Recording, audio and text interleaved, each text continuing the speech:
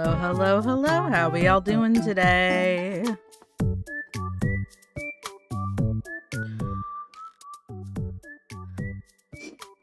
Took a bit of an impromptu break that wasn't supposed to last as long as it did, but we're still back. And today we're going to be looking at Answers in Genesis. Starting off with, as you can see, a very topical video about Thanksgiving. And then we'll move on from there. Hello, Sparrow. Hello, Gwen. Hello, Rune. I hope you guys... We're going to be criticizing Thanksgiving today, but I hope all my American friends did have, like, a decent Thanksgiving. I think it's, you know, it's not a black and white issue. I get that. I'm Canadian, so, you know, we don't even celebrate Thanksgiving in November, but, you know, there are similar roots to both holidays for Canadian Thanksgiving and American Thanksgiving. And I have my own biases, but, like, I don't celebrate it. I think there's too much baggage, but I feel like not acknowledging that baggage is worse. So we're going to be talking about that first, and then we're going to talk about some Noah's Ark stuff and some dinosaur stuff. So that's what's on the agenda. If we have time, we might look at some other things as well. But that is what I have planned for today. This video came out on the 28th, so 2 days ago, I think. And this one is 11 years old, so it's an older one. And this one is 10 years old, so it's also an older one. So we've got like a brand new one, and then we've got some older ones.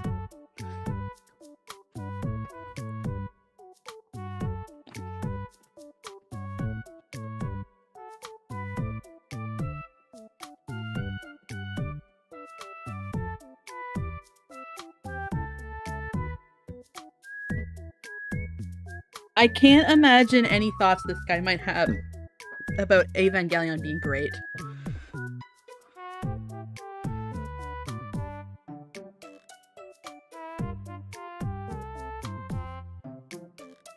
The idea of having a yearly family meetup to feast is innocuous. Always a good day to contribute to Indigenous communities. Yeah, like I said, it's complicated.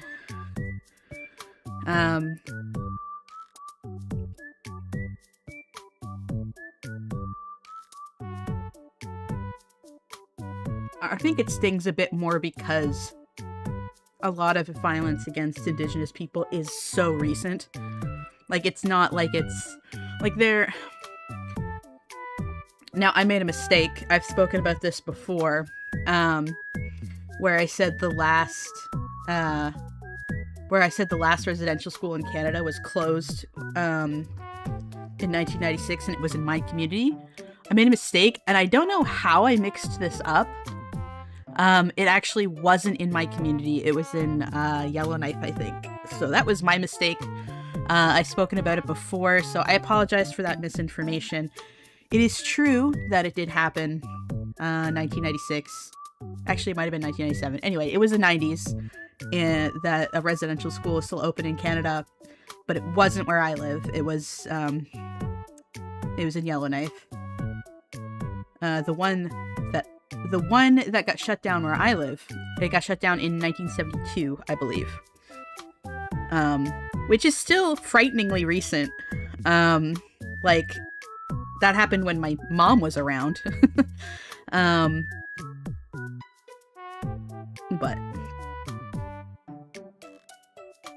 the problem is that, like, a lot of people involved in Answers in Genesis aren't old fucks. Like, some of them are young fucks. That's the terrifying part. Alright, so a little bit of background about me and my relationship to Christian fundamentalism is... I had an interesting upbringing. My parents divorced when or separated, I guess, when I was, I believe, 6, maybe 7. It's been a while. And my dad's side of the family are Christian fundamentalists. My dad's a bit of a conspiracy theorist. I got sent to Bible camp and everything. And my mom is a lesbian and an atheist / agnostic. My other mom, like, so my biological mom's partner is like, has some, I've never spoken to her in depth with it, but she has like some deeply rooted issues with Christianity and fundamentalism in particular. And they let me go to Bible camp because they were like, okay, well, you know, they were lesbians raising 3 kids in a rural area, you know, and assumptions were already being made about them. So I think pushing us away from that kind of environment would make, they might have thought that, oh, this would make us look even worse. We need to take the high road and be, you know, open-minded. That's how my mom always sold it to me. And I've had conversations with her, and I told her, I was like, honestly, I wish that you had kept me from it, because they weren't entirely honest about what they were doing at church and like how they were quote unquote educating us, and the nature of the Bible camp that I went to for a few years, which was like, it wasn't technically a conversion camp, but there were a lot of gay kids there, and we talked about how much of a sin being gay was, a lot. And I took a look at the camp counselor application form when I was like 17, because I was interested in being a camp counselor at the time. Sadly, it soured me to the idea of being a camp counselor until like my late 20s. So despite me really enjoying being a camp counselor for 3 years, I wish I'd gotten into it earlier and this Bible camp hadn't soured me to it. But like, there was 3 questions on the camp counselor application form for this Bible camp, and 2 of them had to do with being gay and how you respond to a camper that's gay. Isn't that crazy? But anyway, enough about me. Oh, well, I guess, obviously I deconstructed when I was a teenager, due to, it started out actually nothing to do with any of my atheist friends, nothing to do with my mom, but I started being pressured to get baptized. And I was like, wait a minute, I thought that my relationship with God was personal, that I didn't need to prove anything to anybody. I thought that me accepting Jesus into my heart was what saved me. Why do I also need to do this? Like, you told me that I was already saved because I accepted Jesus. Like, so, like, are you lying to me? And then I started to realize that it's like, no, this baptism thing is for show. It's to get the community together and pressure more people to get baptized and follow the culture and dedicate their lives to this and go on missions, because I was being, I wouldn't say groomed, maybe I was being pressured into eventually doing mission work by that church. A lot of other kids my age ended up doing mission work related to that church, but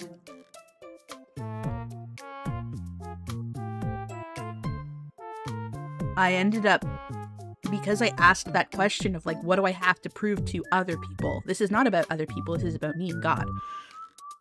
And when I finally realized that, I started asking questions about the faith in general.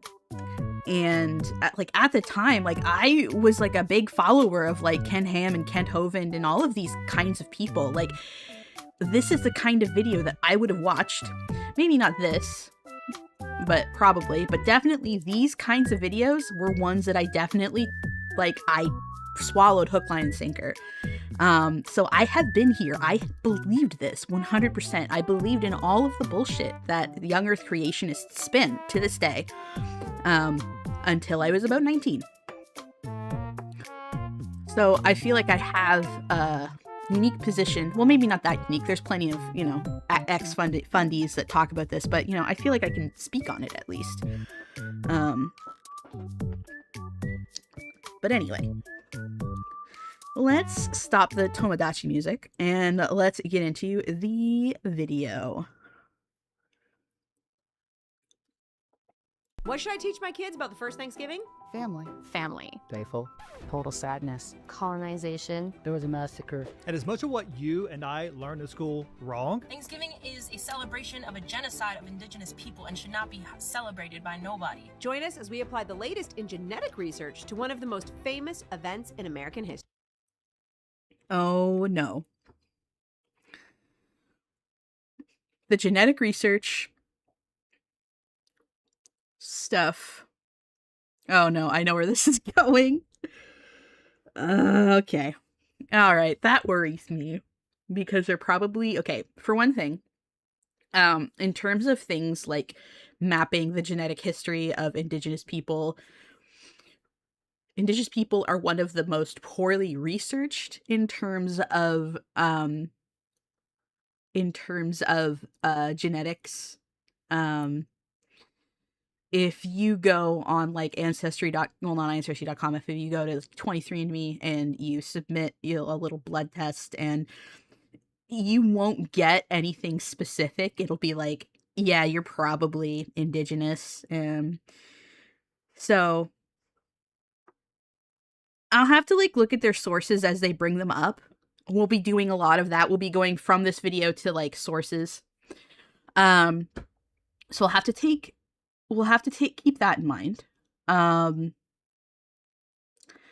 The other thing is that I think that they're going to go in the direction of, hey, a lot of like families that have been here since colonial times have mixed ancestry. So I think they're going to say is that is evidence that these two communities came together, when in reality it is because, like, how do I say this? Content warning, we're going to be talking about the absolute brutality faced by indigenous people in this video. So content warning, you know, if that like really bothers you, and if like, you know, any of the details, we're going to be talking about like sexual assault and abuse and like violence and all of that stuff. So just warning. Here's your little warning to click off the video. Indigenous women were raped a lot by white men. And then would carry their children. And I'm sure the opposite happened as well, like indigenous men being raped by white women. We don't talk a lot about white women raping men of color, but it happens a lot.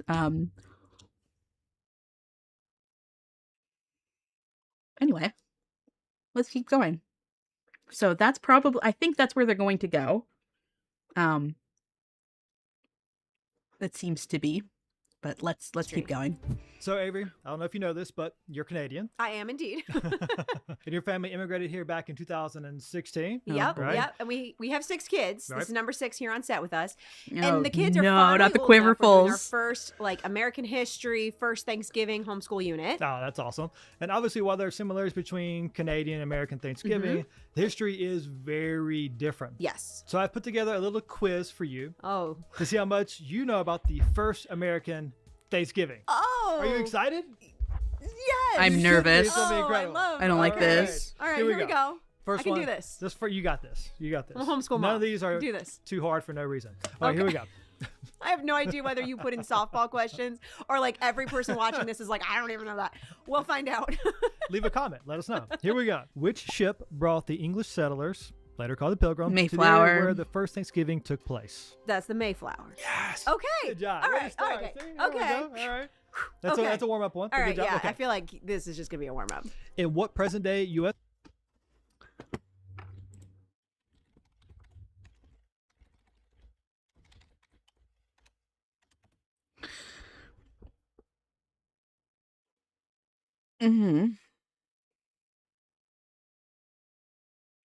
Let's go in Britannica because slightly better than Wiki.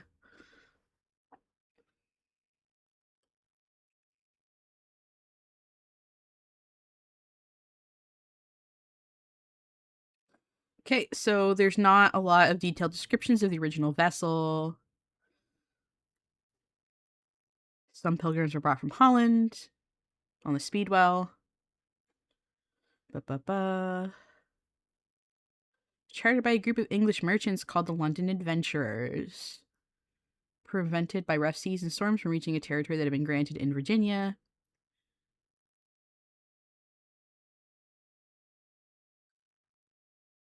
Cape Cod, Provincetown, day after Christmas. So it didn't even arrive when when Thanksgiving happens. So that's crazy.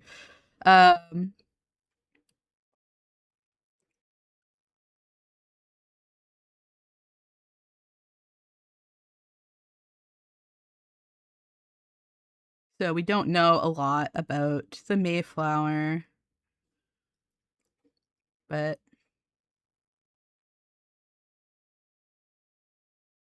it was accompanied by the Speedwell.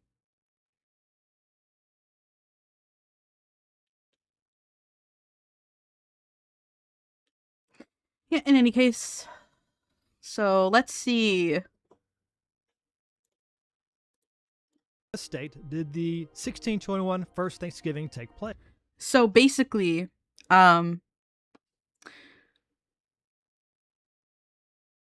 there's a good chance that if there was any communication with the indigenous peoples before they arrived, and there was any agreement of where they were allowed to settle, and that's contested highly. There's a lot of arguments about that.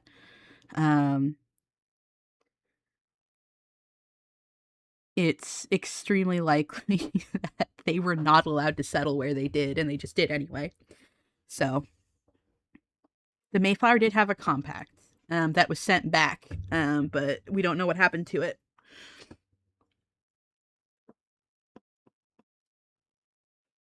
Yeah, the Mayflower Compact, a brief 200-word document that was first for the framework of government. Yeah, so it's just a 200 brief. And I also misunderstood what she meant by compact. It was sent back, and an replica was made in 1957. So, yeah, it went back, and then we don't know what happened to the ship. But there was like a brief document made. It just wasn't. Let's look at the compact, shall we?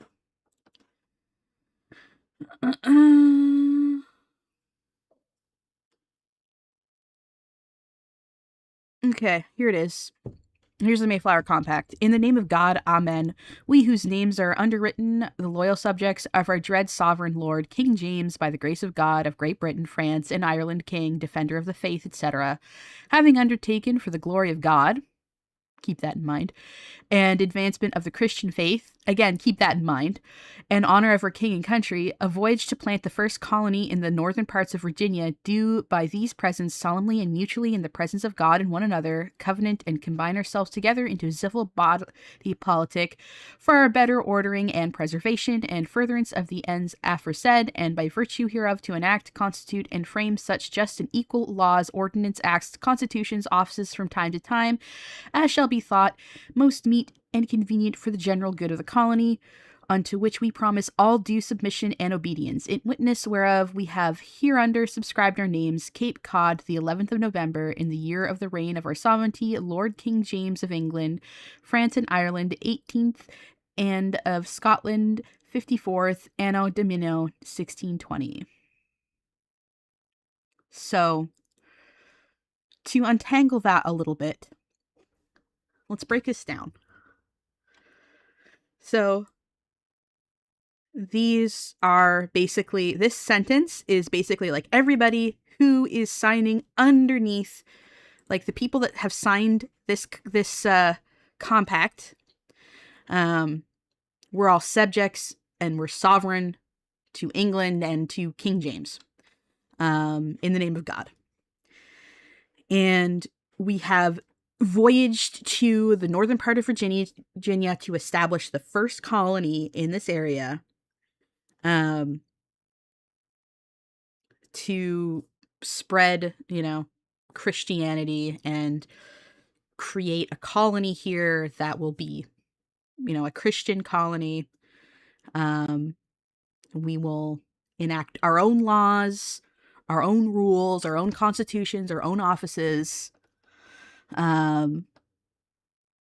and we're going to meet for the good of the colony. They're very much focused on the colony, which is sovereign to England. First and foremost, at the end of the day, that's who they're loyal to, is King James. So it's basically, it's written here in black and white that they were going to come here and supplant Christianity, or am I using that word right? Yeah, they were going to establish a Christian colony that was sovereign to the King of England. So, that does not bode, I think. Let's continue. Nice. Oh, I should know this. I think it was Massachusetts. Ding, ding, ding, ding. Okay, Look yes. at you go. All There you go, all Avery. right. Okay. Probably better than most Americans. All right. They Just grow a saying. lot of cranberries there. It's the only thing my kids remember about studying Massachusetts and geography. Cranberries. All right, here we go. How about this one? Which native nation shared the 1621 harvest feast with the Plymouth colonists, the Wampanoag, the Sioux, or the Cherokee? Oh, I like that this is multiple choice. It's There. A. I know this one. How do think. you say that first one? I think. Oh, thanks. I think it was Wampanoag. I think it's what you said. I was struggling so hard. You killed it. All right, hey, you're All 3 for right. 3. All right. Okay, here we go. You are appeasing your perfectionist Not much tendencies. comment Well there. done. I will pass that citizenship I test love once we it. get to it. All right. About how many Wampanoag people are believed to have attended the 1621 feast? Around 10, 50, Believed. They don't have proof of this. Keep or that in 90. mind. Oh, I actually knew this one without the multiple choice because we talked about it in co-op. It was 90. You are killing it. Oh my goodness, man. All right. Thanks, co-op.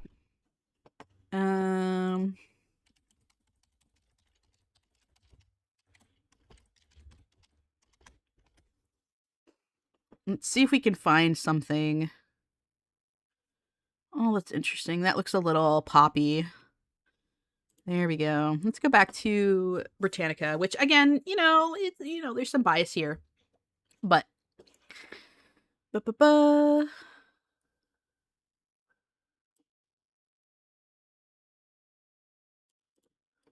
interesting.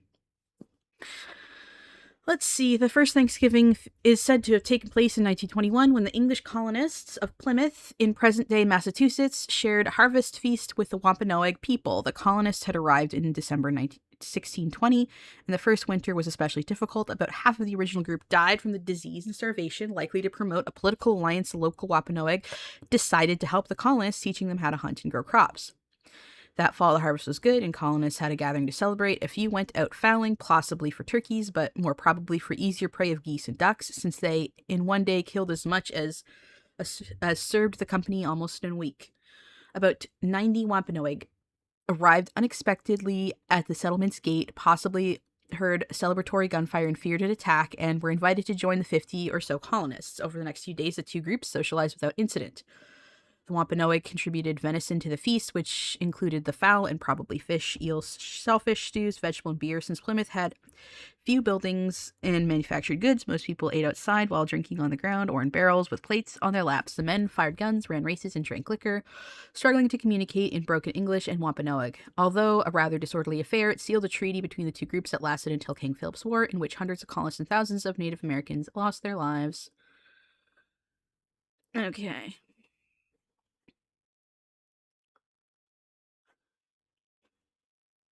So that's a pretty... Not the fucking Britannica AI. Okay. And this is PBS. Let's take a look at them. Also, I'm going to check the chat.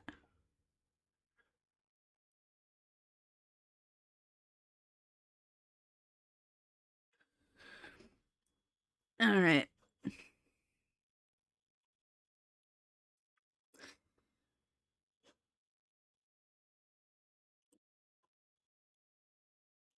Reject your cookies. Get your cookies away from me. All right.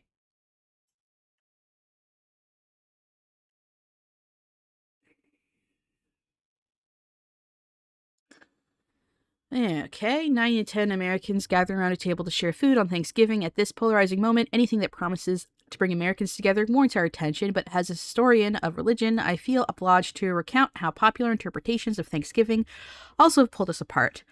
Communal rituals of giving thanks have a longer history in North America, and it was only around the turn of the 20th century that most people in the U.S. came to associate Thanksgiving with Plymouth, Pilgrims, and generic Indians sharing a historical meal. An emphasis on the Pilgrims in 1620 landing and 1621 feast erased a great deal of religious history and narrowed the conceptions of who belongs in America, at times excluding such groups as Native Americans, Catholics, and Jews. The usual Thanksgiving depictions overlooks indigenous rituals that give thanks, including harvest festivals. The Wampanoag, who shared food with the Pilgrims in 1621, continued to celebrate the cranberry harvest, and similar feasts were held long before Columbus sailed and Pilgrims landed. As I noted in my 2025 book, Religion in the Lands That Became America, for instance, celebrants gathered for a communal feast in the late 11th century in the 50-acre plaza of Cahokia. That native city across the river from present-day St. Louis was the largest population center north of Mexico before the American Revolution. Cahokians and their neighbors came in late summer or early autumn to give deities thanks, smoke ritual tobacco, and eat special food. Not corn, their dietary staple, but symbolically significant animals such as white swans and white-tailed deer. So those Cahokians attend a Thanksgiving feast 5 centuries before the Pilgrims' harvest time meal. The usual depiction also de-emphasizes the tradition of officials announcing special days of Thanksgiving, a practice familiar to the Pilgrims and their descendants. The Pilgrims, who settled in what is now Plymouth, Massachusetts, were separatist Puritans who had denounced Catholic elements that remained in the Protestant Church of England. They first sought to form their own purified church and community in Holland. After about 12 years, many of them moved again, crossing the Atlantic in 1620, which is where the Speedwell comes in.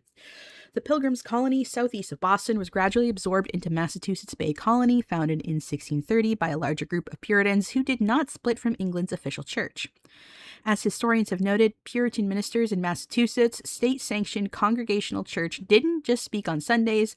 Now and then they also gave special Thanksgiving sermons which expressed gratitude for what the community considered divine intervention, from military victory to epidemic relief. The practice continued and spread. During the American Revolution, for instance, the Continental Congress declared a day of Thanksgiving to commemorate the victory at Saratoga in 1777. President James Madison announced days of Thanksgiving during the War of 1812. Leaders of the United States and the Confederate States did the same during the Civil War. The tradition influenced Americans such as Sarah Hale, who called for a national Thanksgiving holiday, a magazine editor and poet best known for Mary Had Little Lamb. She successfully pitched the idea for Abraham Lincoln in 1862. So, yeah.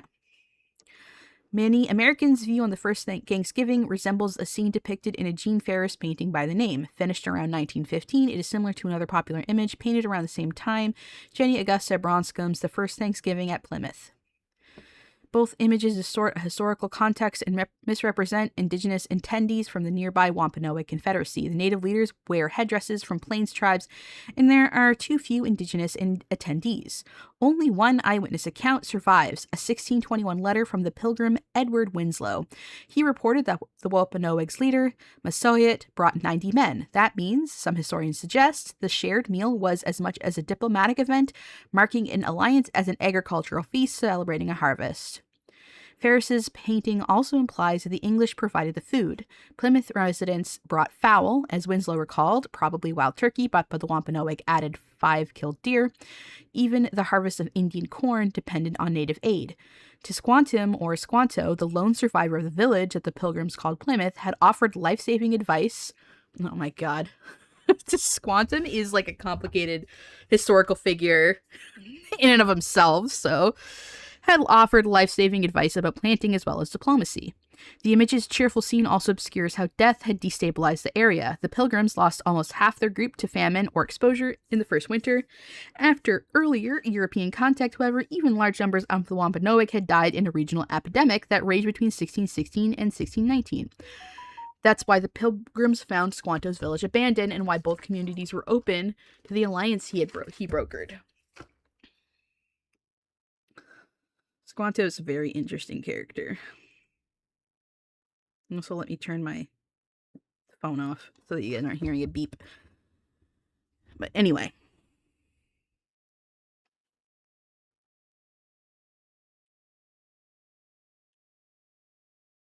As you can see, it's very complicated.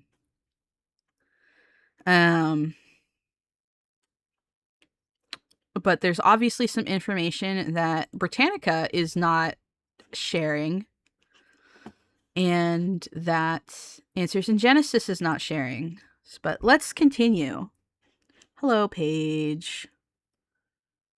And thank you for the donation, Paige, as always, over on Ko-Fi. If you guys want to donate to my Ko-Fi, I'm raising money to have my friend up for a visit. In this, probably the summer at this point. I think that's what we're leaning towards. So any Ko-Fi donations will be going towards that. So, and here's a little thing at the bottom. And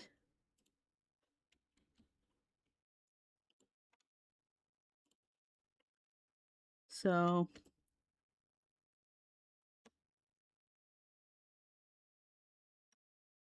yes, that's about right. In any case, I think we should keep going. But as you can see, it's a very complicated situation. You're doing so good. I'm gonna give you two more. I was gonna stop there, but you're just killing it. We'll make Okay, two more. all right. Which of these foods is most likely to have been served at the 1621 feast?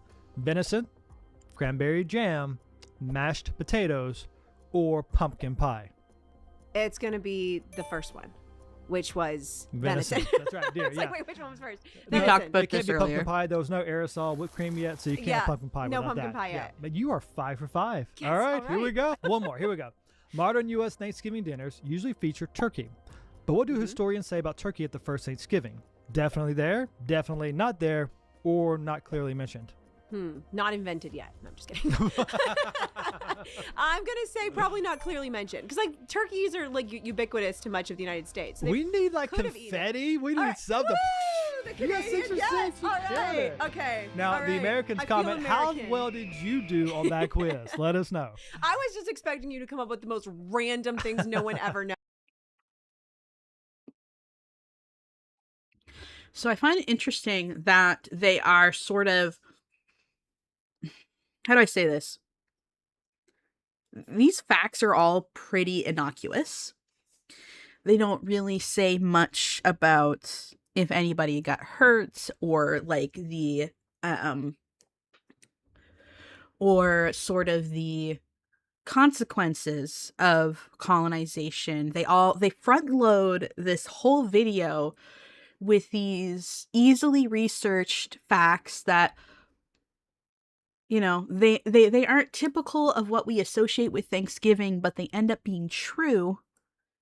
And it makes Answers in Genesis feel smart. It makes the video sound smart by front loading it. So you're now going into this video being like, okay, so I might have known that, or I know that that's not what I learned in school, but I learned that later this was really the case. So maybe the rest of the video will be like this. So it's a very interesting way to front load this entire video. So yeah, they were the most nothing questions. So like, ooh, turkey and the name of the ship and fucking how many guys were there? So are the Adam and Eve road dinosaurs people gonna dive into all the historical nuance? I don't. Why do I have a nail in my pocket? Okay. Oh, I remember. I was helping with some construction last week. Okay. So I feel good about this. You did awesome. You did incredible. But, you Better know, than I would have when it done. comes to the first Thanksgiving, a lot of time, much of what you learn about it isn't even actually accurate. Like you were talking about Yeah. with pumpkin pie, like everyone like pictures that. But the first recipe for the custard like pumpkin pie we have today comes from 1796. You see, they're continuing to do that where they're like, no, who cares about pumpkin pie? We're not talking about pumpkin pie. We're talking about colonization and racism and like genocide. Like, shut the fuck up.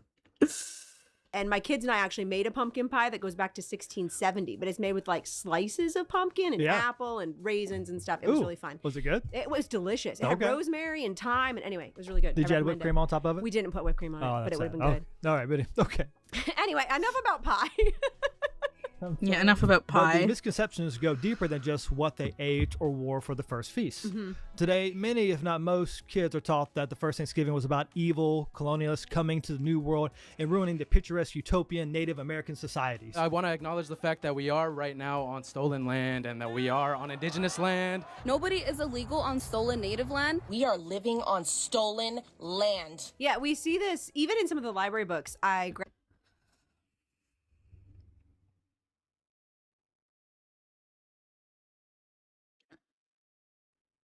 don't know what to say. I mean, like, I knew this was coming, but to act as it, okay, so we're still getting into this issue of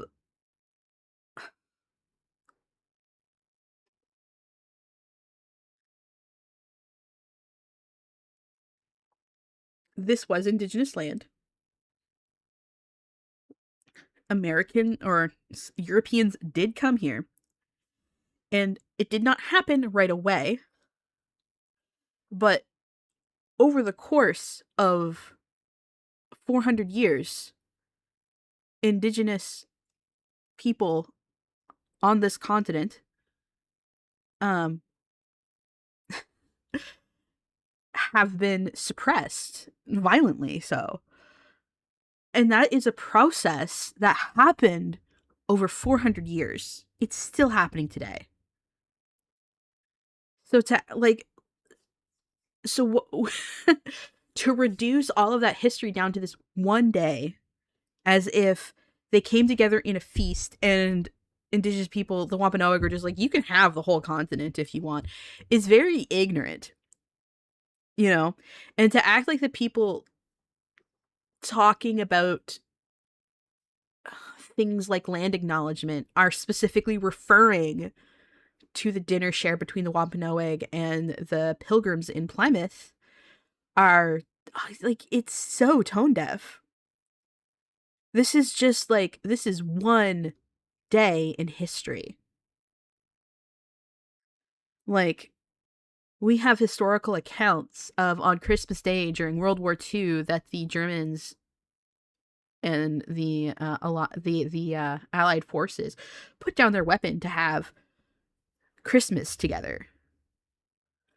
That doesn't mean that the Nazis weren't evil and that the Nazi regime wasn't bad.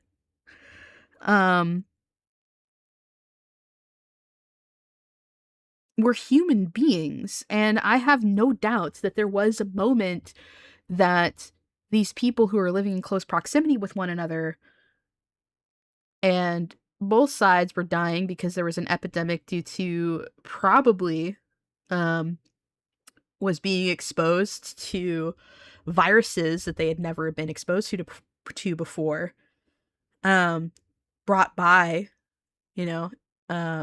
colonists.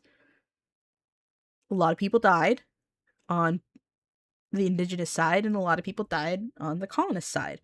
So I have no doubt that for a moment they came together and decided to have an alliance and share in food and bounty, but that doesn't mean that everything that came afterwards was okay. And it also doesn't mean that there wasn't like a lot of tension in on that day in particular as well. The fact of the matter is that we weren't there. We can't know for sure what all the feelings were going on in that moment, or why exactly those decisions were made.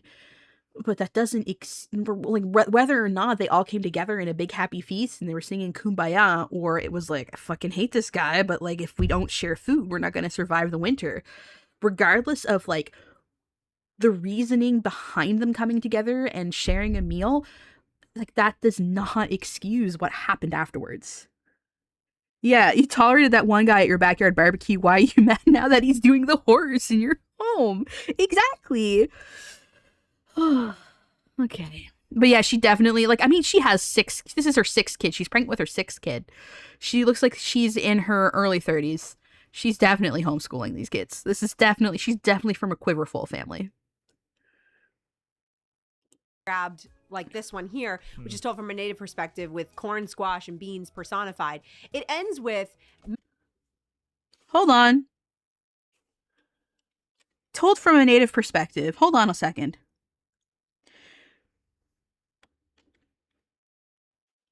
many Americans call it a day of Thanksgiving. Many of our people call it a day of mourning. And then it kind of just ends, doesn't even explain what it's talking about. But what's the actual Thanksgiving story? Okay, hold on.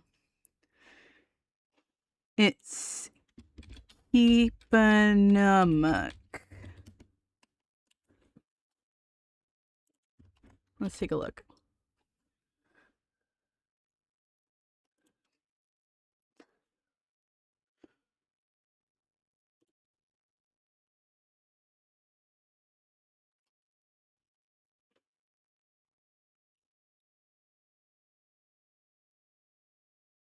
What really happened in the first Thanksgiving?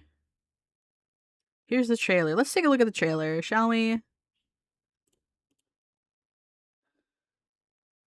Oh, I think I just got... Can you tell us the story? How about the time Wiachamun asked our Wampanoag ancestors to help the pilgrims? The first Thanksgiving? Some people call it that. We call it Kipanumak, the time of harvest. Here's what really happened.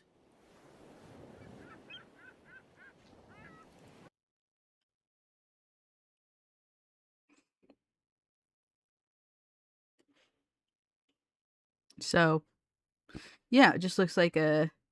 And that seems to be historically what happened, is that they're like, oh, these guys don't have any freaking food. Let's give them a bunch of food, because all of the food that they ate was in, you know, it was food, like, like, even like, oh, we found this food, but it's like, no, you were either given the food or you stole the food, because these were all crops, right?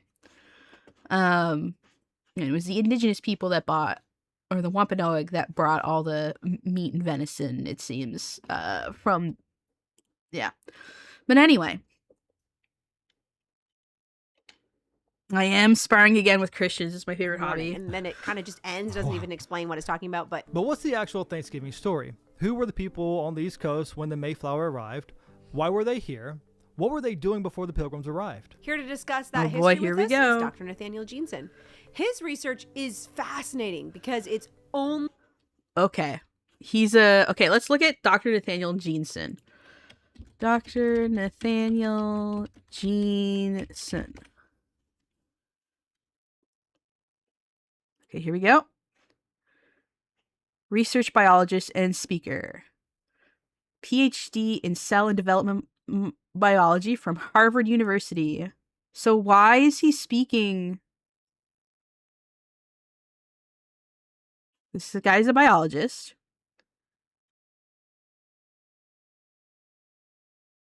Why is he speaking on his history? This is why are they allergic to getting people with doctorates to speak in, like, stay in your own freaking lane, dude? So if you're gonna, like, wiggle around the title of doctor, then, like, I feel like you shouldn't be doing that in an area that they don't have a doctorate in. So, like, his doctorate is completely irrelevant here. All right. So this is from the Answers in Genesis website. Wait, hold on a second. How do they word this? PhD in cell and developmental biology. Is that a PhD? Okay, that's standing for truth, which is...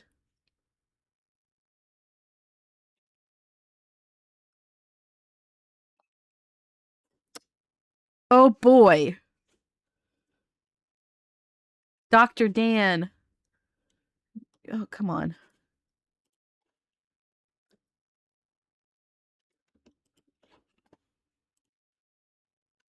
So this is another skeptic.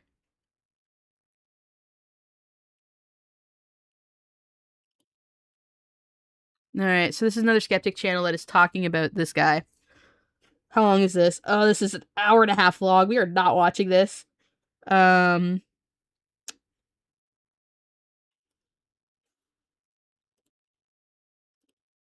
it seems like this guy has been...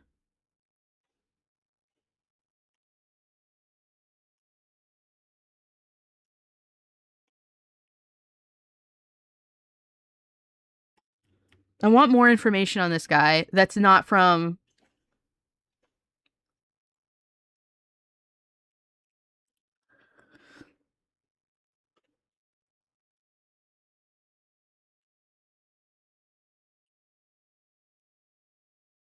Okay.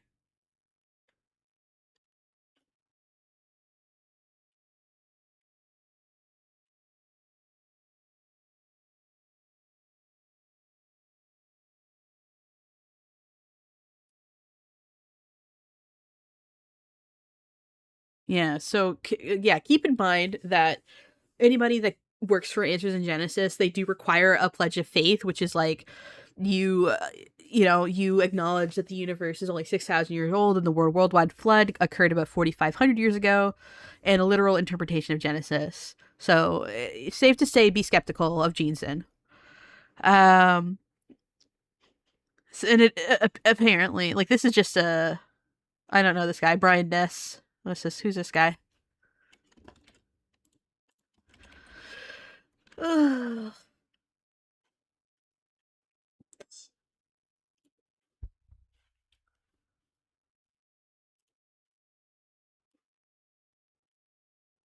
I don't know if this is the same guy. Okay, he works at the University of Kansas. No, I don't want to sign into my LinkedIn.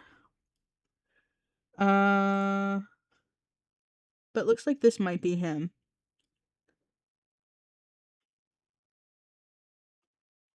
Oh no. Not AI. Anyway.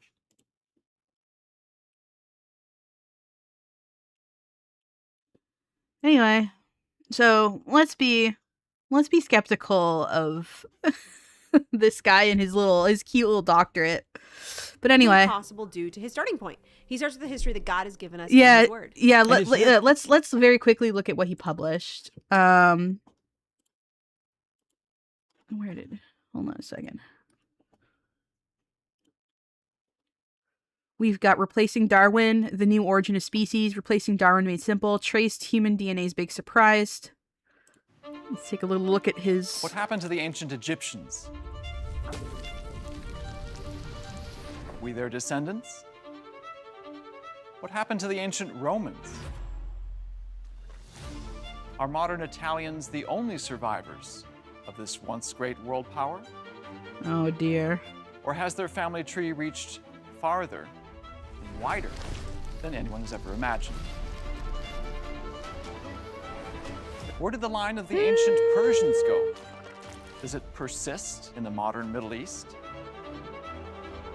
Or far beyond? What about the Mayans? Does their genealogy live on, or has it disappeared altogether?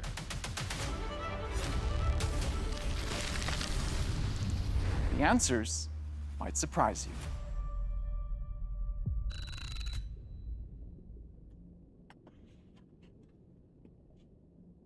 Uh-oh. Ken Ham. Uh-oh. Oh no.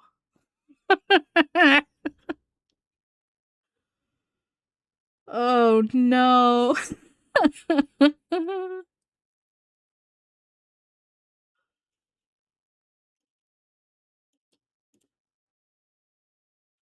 What is a PhD in cell development in biology?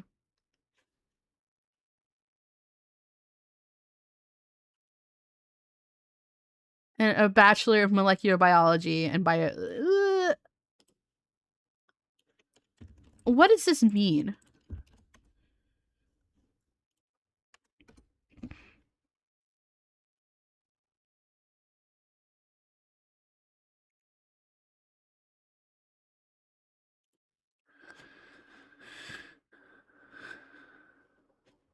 my god. Okay, here we go. Uh.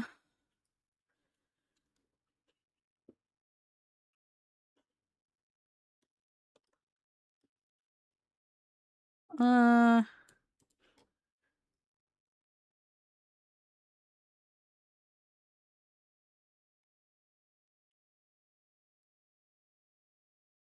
Yeah. This is a Canadian. This is UBC. University of British Columbia, I believe. But it's the same PhD. So it's used in stuff like hospitals, cancer research, brain health, Children's Hospital, Center for Molecular Medicine and Therapeutics, Center for Macular Research. So it's like medical related.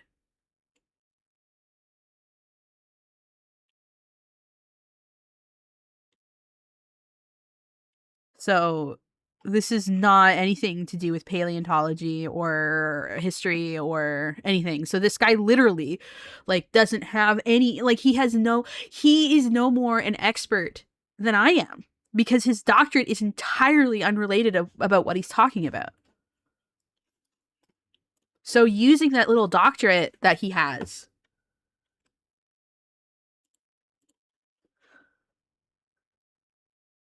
Is this guy eugenicist, right? Because he smells like one? I don't know. Maybe at a later date we'll take a look at his stupid little book. But right now let's keep going. There's just like a lot of bullshit going on here that it's like, okay, hey, wait a minute, let's think about this. And that's kind of what like critical thinking is about. It's like, okay, so this person is just giving me information. He's popping up like somebody with a doctorate in order to make himself and his argument seem smarter. Okay, so we need to acknowledge what he's doing. And then let's actually look into it ourselves. So this guy who has a doctorate, okay, he has a doctorate in something entirely unrelated in what he's talking about. So that's a little bit dishonest. Or like, oh, they're saying like, oh, well, earlier on they were like, did they eat pumpkin pie? No. And yeah, that's true. And that sounds right. And it makes the video sound like it's going to know what it's talking about. But really, those are very superfluous things. Like, we don't really care about pumpkin pie. We don't really care about if they ate geese or if they ate turkey. What we care about is the violence of colonization. Oh, somebody sent me yeah. Okay.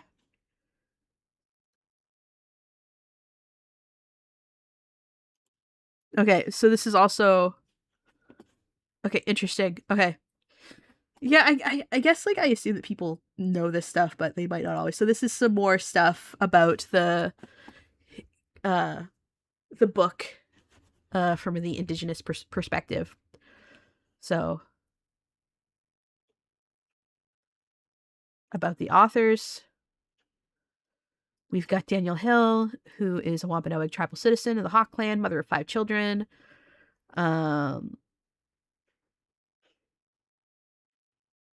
So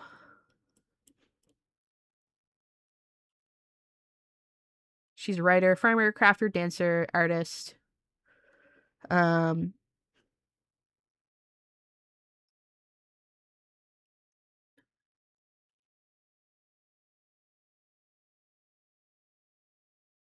So she teaches native food system course at University of Massachusetts, Stockbridge School of Agriculture.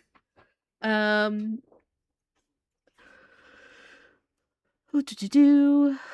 Native writer. How long have you been native? Art magazine. So these are artists, which, you know, U.S. National Science Foundation, Ford Foundation, MacArthur Foundation. So these are like things that aren't just like rooted in necessarily just indigenous ways of life. Also gets stuff from outside of that. She's got a PhD as well. I wonder what her PhD is in.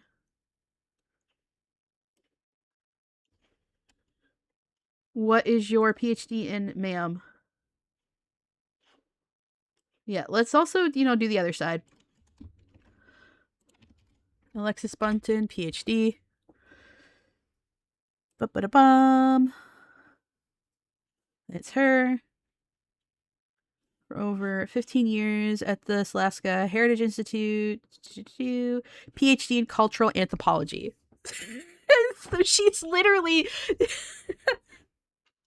from UCLA. And UCLA is pretty good as far as I understand. So she's literally got a doctorate in cultural anthropology. Boy.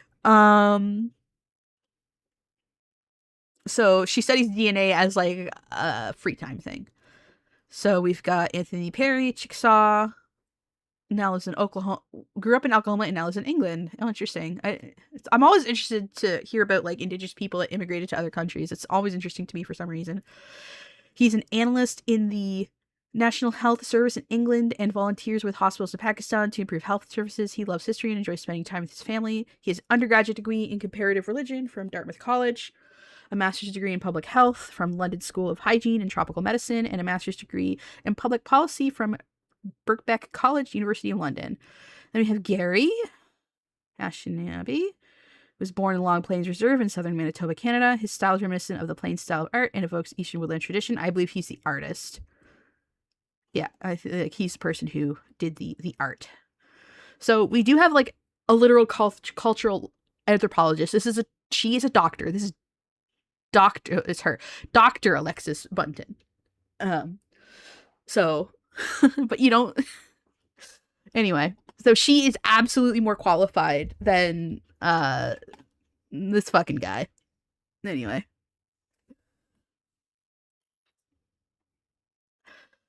So, let's keep going. Also, ignore my suggested videos. Crap. Okay. Research aligns with known historical events and confirms the Bible's timeline is accurate. Welcome to the show, Dr. Jensen. What historical events? Hold on a history second. that God has given us in his word? And his genetic research aligns with known historical events and confirms the Bible's timeline is accurate. Welcome to the He's show. not a geneticist, though. He's literally not a geneticist. He's not a geneticist. Get out of here. Jensen, what clues do we have to the backstory of the Algonquians at the first? Because I believe PhD genetics. Human genetics. Yeah. There is a human genetics PhD. And if you want to wiggle your little doctorate around to, like, I really and truly think that you don't need a doctorate to speak about certain things as long as you show your sources. However, and if you are going to say, hey, look at me, I got a doctorate, and you look at the doctorate, it's completely unrelated to what you're talking about, I don't like that.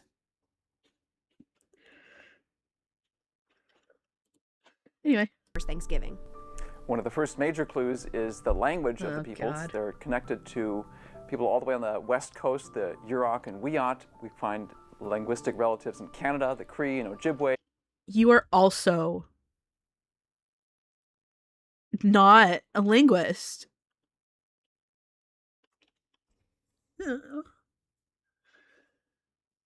Fucking source? There's other more famous plains tribes like the Cheyenne and Arapaho, and even the Delaware on the east coast. So there's linguistic clues that give us a backstory to the order in which they arrived, some clues to the timing in which they arrived. We also have genetic clues, which puts an absolute calendar date on when they arrived. Genetics has also been a really big clue. It connects the Native Americans in Canada and the United States back to a migration in the 900s AD. And with this information, we can... In the 900s AD? Are you kidding me?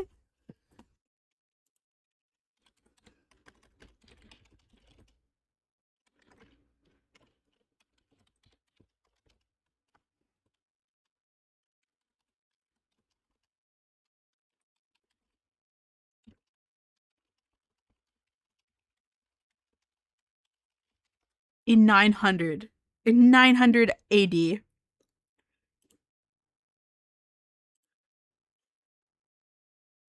Kiss my entire fucking ass. I don't have time to go into all of this. Like I feel like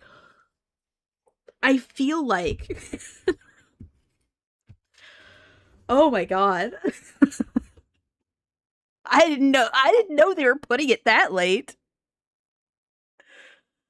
Oh my god. 900 AD. That's when the first I'm fucking shitting myself.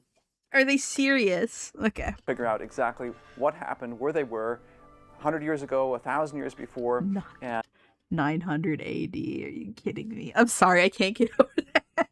900 AD. That's, oh my god. I'm okay. We don't have time to unpack all that. But let it be known that that is bullshit. 900 AD.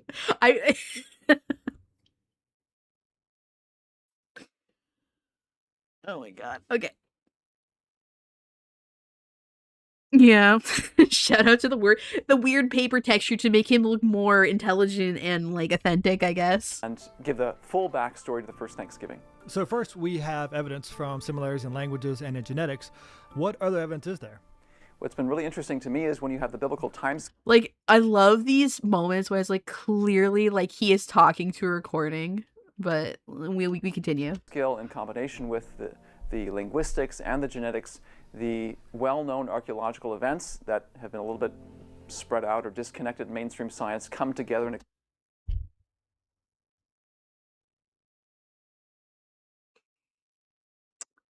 Okay.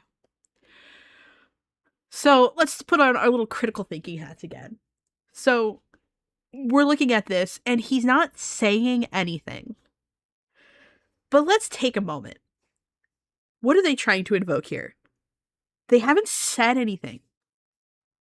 But they are clearly trying to invoke the pyramids. And they're trying to be like, look, this looks like an Egyptian pyramid. Isn't that crazy? And it's nowhere near Egypt. However, there are only so many ways that you can stack things on top of each other and it not fall down. A pyramid just so happens to be a really efficient way. That shape of like big at the bottom, small at the top is a really efficient way to build a structure up. That is why you see so many pyramids all across the world. But they were used for different purposes. And there was different manners. Like, this is clearly an earthware fucking structure. Wow, triangles are stable. That has nothing to do with like the freaking theory that Egyptians influenced everything, or like there was this one like great nation that like influenced the rest of the world's construction, and more to do with physics, and that's how shapes work. Oh my god. Did you know?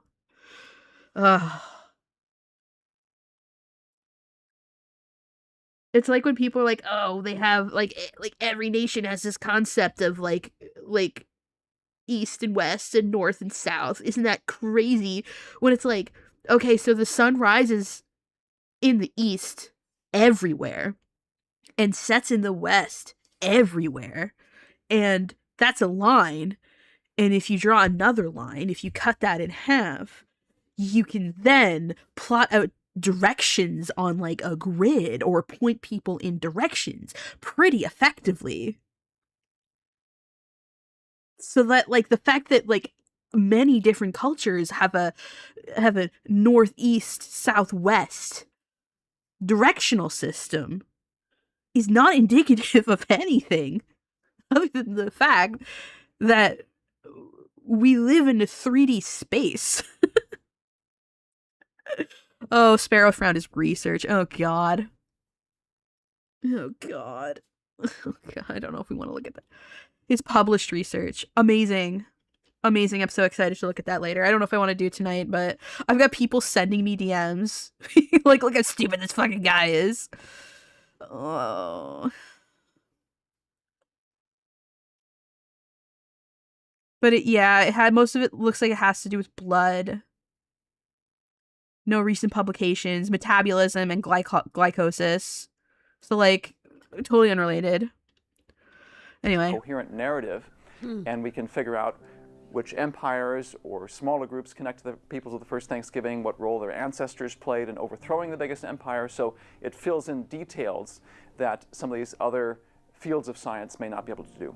The most important field of history and science has actually been what the peoples themselves have said. The indigenous histories, which one of the biggest clues, the backbone really of the narrative to the first Thanksgiving, comes from the Delaware peoples. They have an indigenous account of where they came from, who their leaders were, who they fought, who they lost to, who they overcame, and all that combined with genetics allows us to figure out exactly when the Algonquians arrived in New England before the Pilgrims had the first Thanksgiving. And so we know researchers love archaeology, but they usually reject the oral or written histories of peoples, assuming they're just myths, usually because they don't line up with evolutionary narrative. That's typically what it is. What are they saying? You gonna share what they're saying? But what have you found out about the indigenous histories, and how do they impact our understanding of the backstory to the Thanksgiving Algonquians? The most important indigenous history is the Delaware Red Record, or Wallem Olem.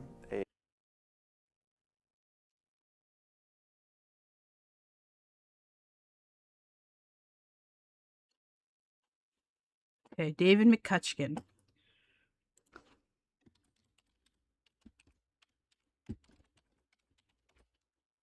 I did not spell that right. But I'm not liking what I'm seeing. Hold on a second.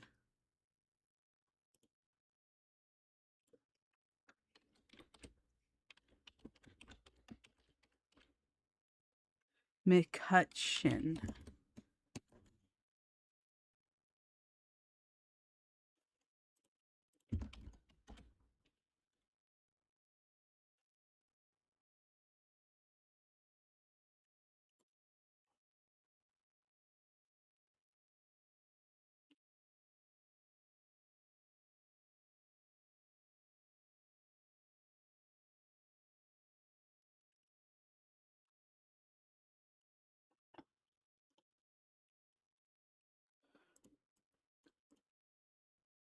Okay. About.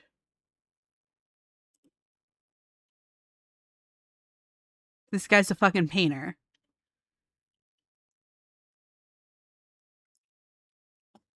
And that looks like a white guy to me. But I could be wrong.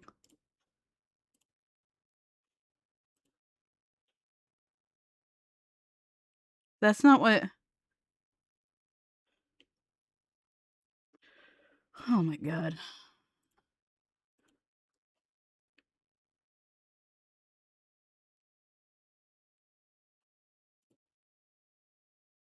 I could be wrong, you know, because sometimes...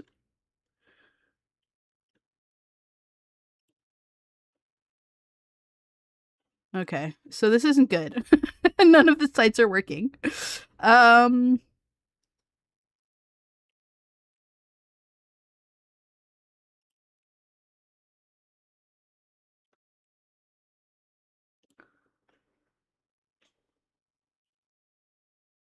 An amateur student of Native American culture set out to produce his own version.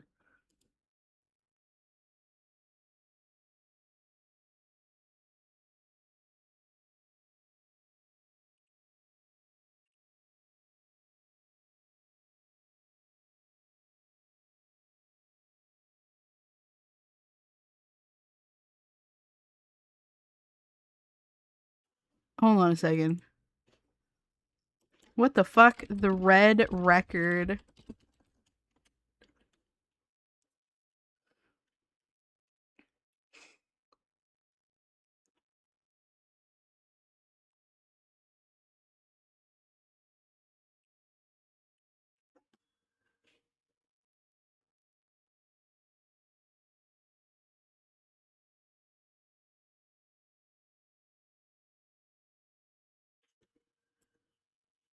Okay, I'm seeing it on Amazon. I'm seeing it on Goodreads.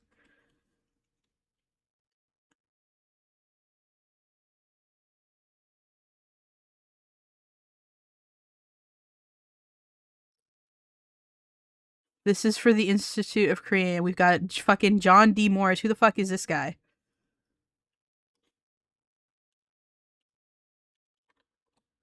Like,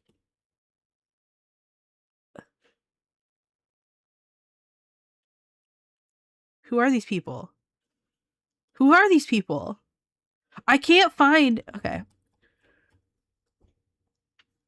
I can't find anything that, like, backs this up as, like, a... We've got Lenape, Delaware history on a site that's broken.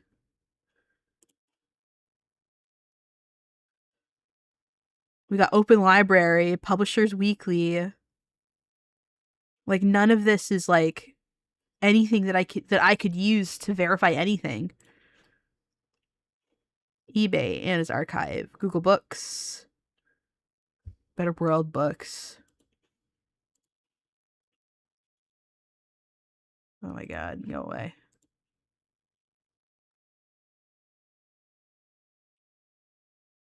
Health and fitness, okay.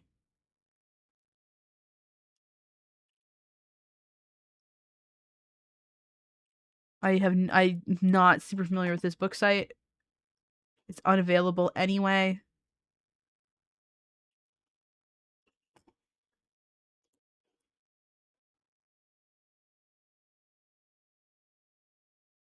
E-scholarship. Hold on, let's go. Okay.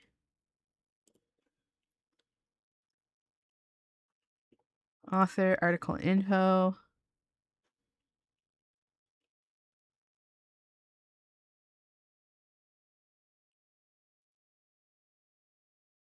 Journal, American Indian Cultural and Research Journal.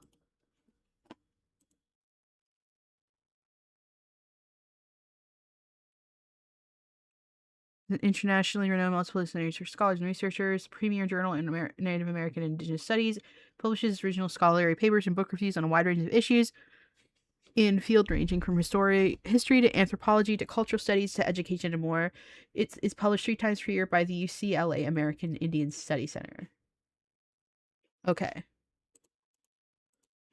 So it was published here. Journal issue 18.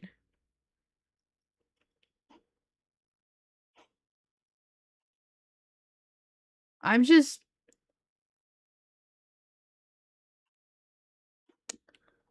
skeptical, you know? If I could, I would like to see... Hold on. Volume 18, issue 1, 1994. Here we go. Ba-ba-ba.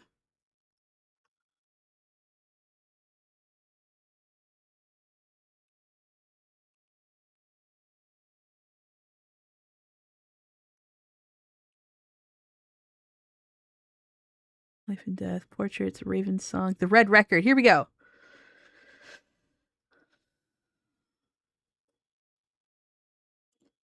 Let's just lead us back to here. Metrics. Hit 66.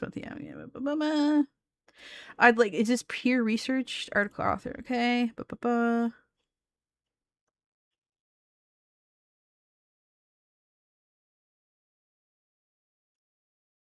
Okay, it was published.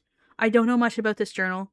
I'm not, I'm not a scientist. I'm not in that area of academia, but it does seem like it was published in a journal that was that I think it's accredited. I guess it's accredited.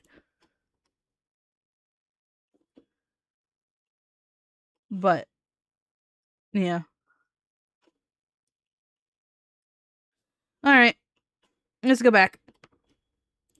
I'm still a little bit suspicious of this book. Something feels weird. Link you? Okay. I'll send you a link. Bam. To my little academia pilled person. Alright, so I've got somebody working on that. Alright, let's continue watching. A Kentuckian by the name of Rafinesque brought it to Western attention in the early 1800s. He said he obtained it from a Delaware man. I think it was a series of symbols. There was an oral history in the Delaware language. Rafinesque translated it. And for the next 175 years or so, it was a matter of curiosity. Famous people looked at it. They thought maybe it's actual history. There wasn't a lot of conclusions about it until 1995. A man by the name of David Oestreicher wrote his PhD thesis saying this entire document was a forgery by Rafinesque, and he convinced the Delaware band in Oklahoma to reject it as authentic. And he Strong. Okay. saying this in 1995, a man by the name of David Ostreicher wrote his PhD. David Ostreicher.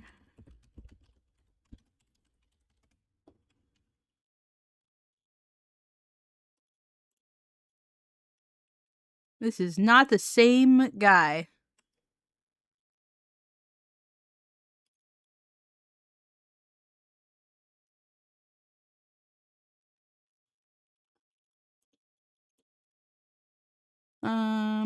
The thesis saying this entire document was a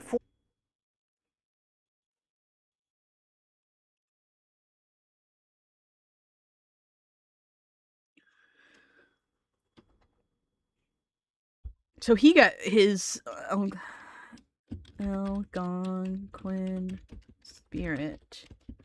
David Ostreicher. Bam.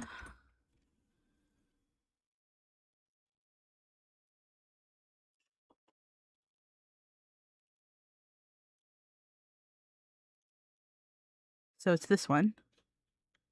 University of Nebraska, Social Sciences. Brian Swan. This who? What does that have to do with?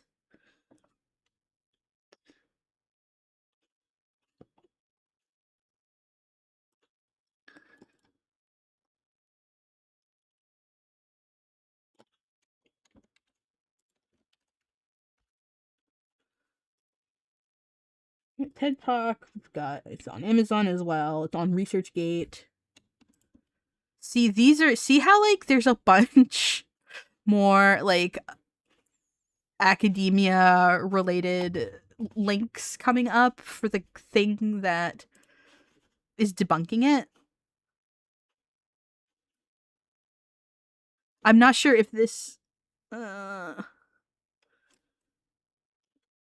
is the book that they're talking about, because this is a book and this person's talking about, and it's made by this is B Swan, and this I'm not seeing David Ostreicher referenced here. Who the fuck is David Ostreicher? Why are we talking about him? Swan.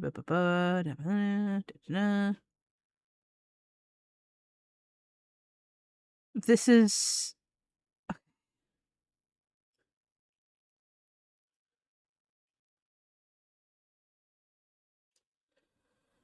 Oh boy. Okay, so I don't even know if this has anything to do with the guy and the thesis mentioned earlier. So, thanks, dude. Forgery by Rafinesque, and he convinced the Delaware band in Oklahoma to reject it as authentic.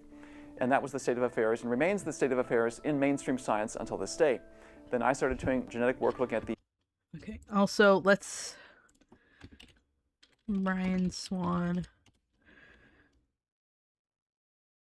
Yeah, it has a flood myth. Yeah, that makes sense. I think, yeah. This seems like the right guy. Brian Swan. This looks like the right guy. He's a professor. He's been at 50 years. Professor of English. So he's studying English. Faculty of Humanities and Social Sciences. A passionate educator and prolific author.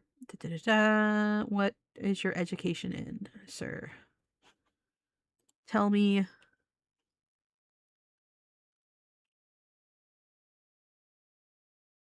Okay, so he's white. It seems. I think it's this guy. Yeah. So this guy's white as well. Double first in English. Came to Princeton in 1964 as a Proctor Fellow. After 2 years, he left Europe. Before returning to do PhD in what?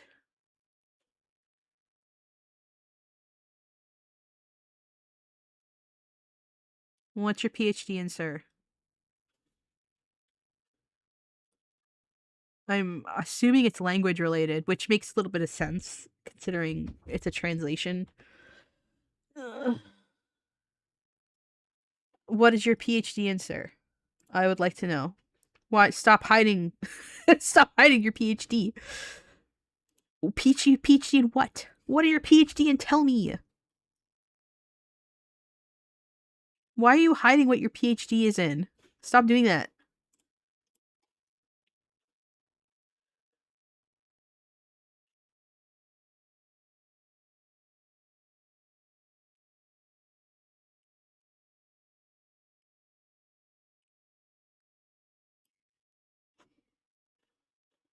What? This fucking... Brian Swan. Okay.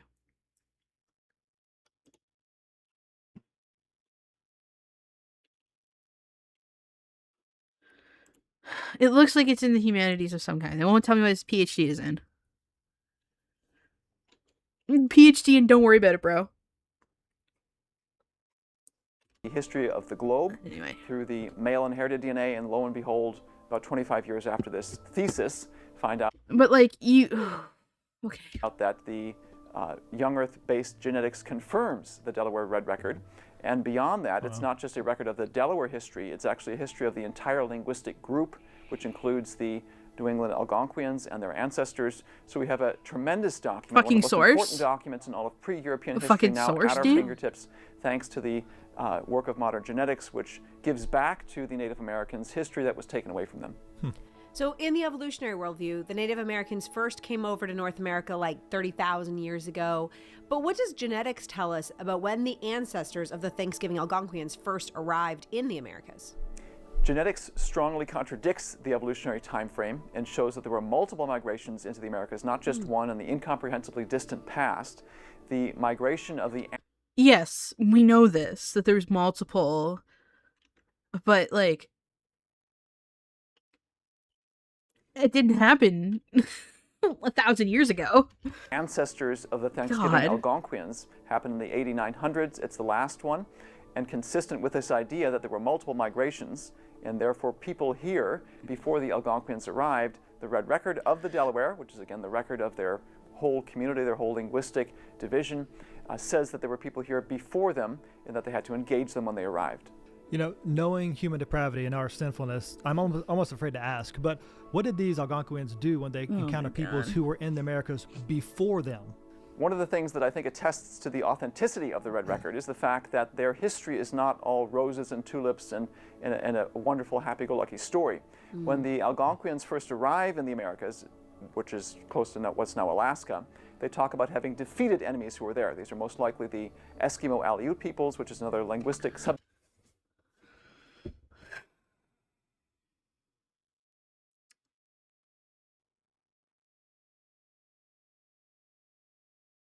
I don't even know what to say. Division, or the Athabascan peoples.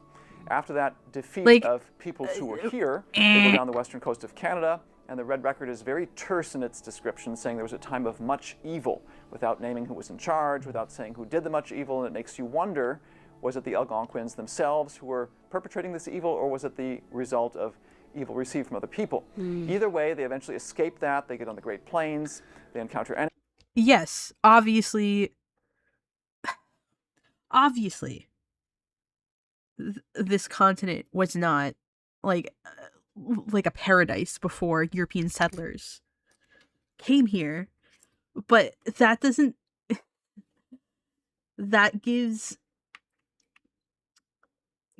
mean that it's okay to come here and quote unquote like invade, which is what happened.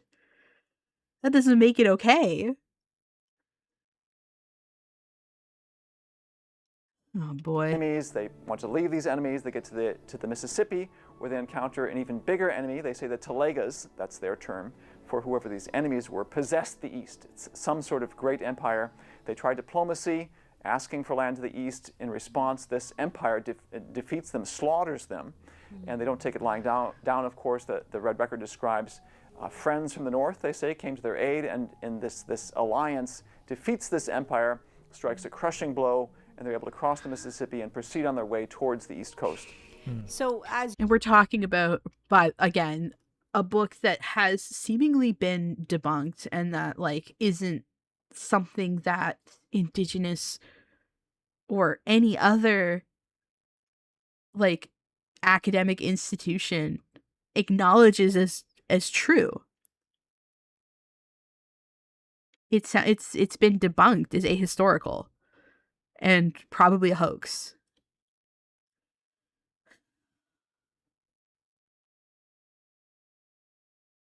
usual, human history is fraught with conflict, with war, with brutality on all sides because we're all sinners.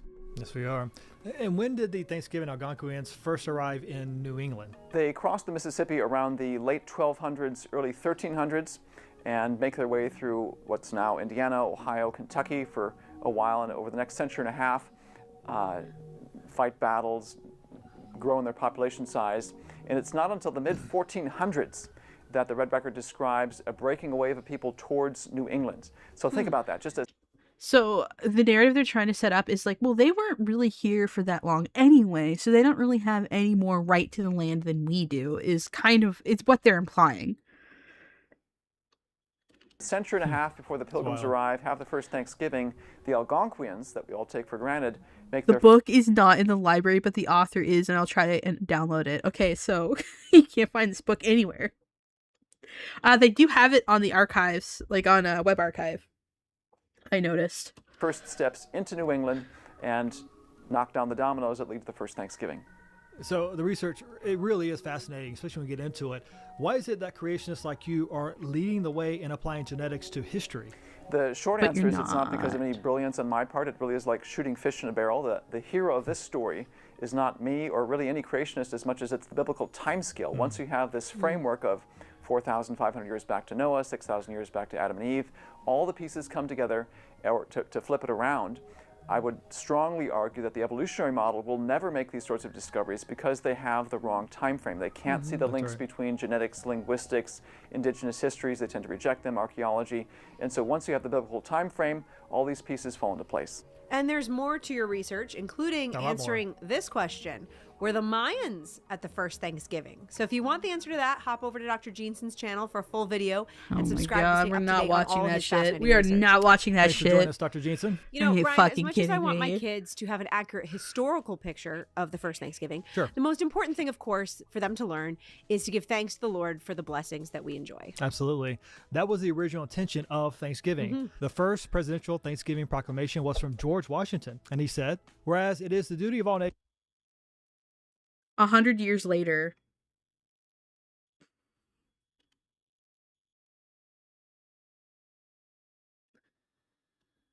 Oh my god, okay, to let's acknowledge keep the going. providence of Almighty God, to obey His will, to be grateful for His benefits, and humbly to implore His protection and favor.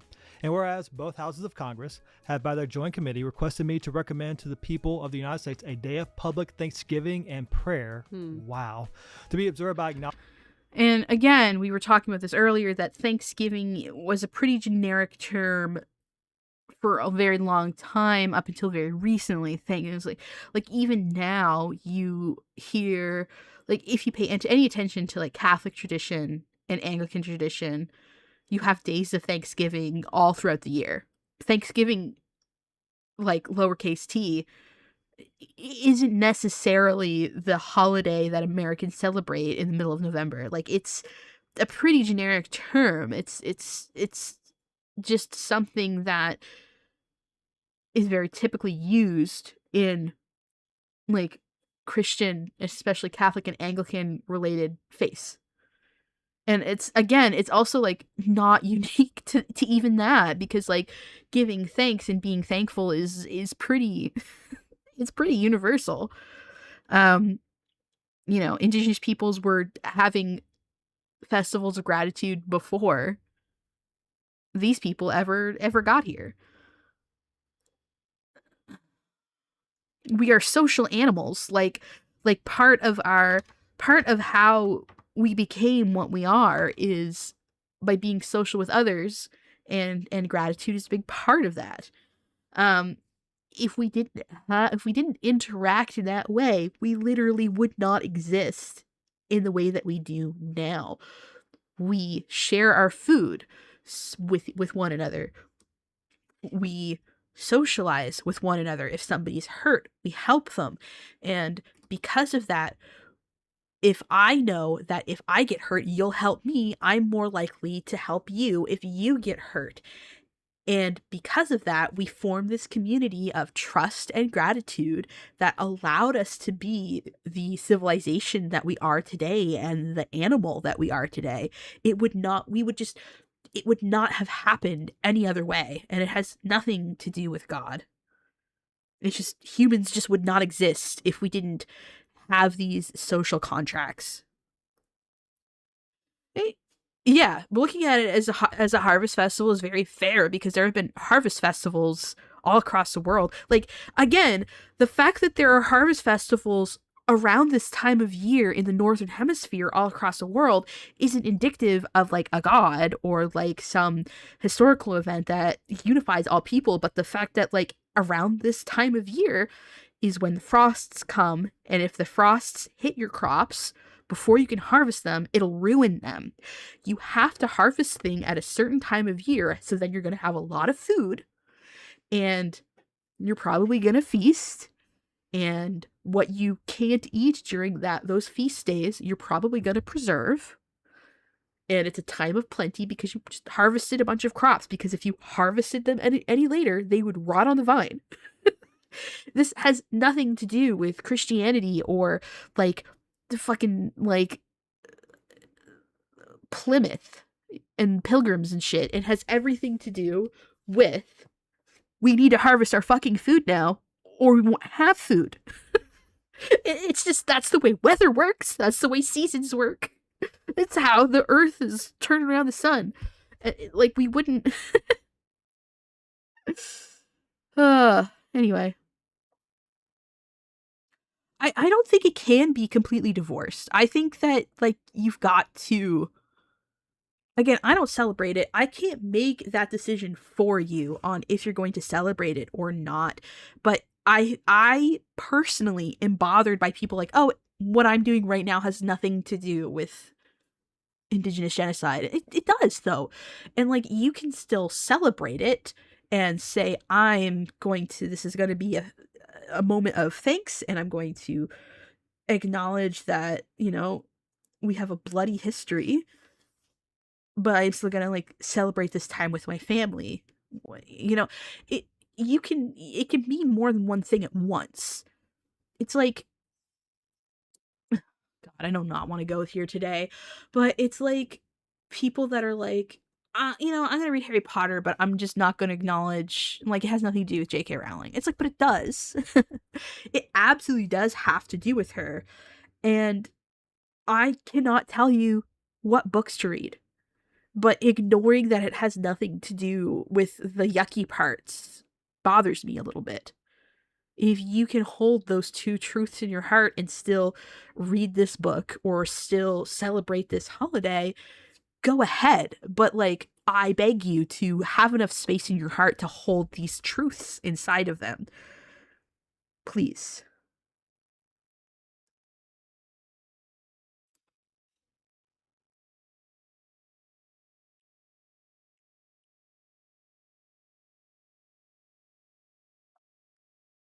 Acknowledging Anyway. with grateful hearts the many signal favors of Almighty God, especially by affording them an opportunity to peaceably to establish a form of government for their This is safety and just happiness. Christian oh my doctrine Could you shit. imagine someone saying that today in politics? No. And in 1863, President Abraham Lincoln made Thanksgiving a national holiday. And here's what he said in his address. "It has seemed to me fit and proper that they should be solemnly, reverently, and gratefully acknowledged, as with one heart and one voice by the whole American people. Gee, I wonder what was happening.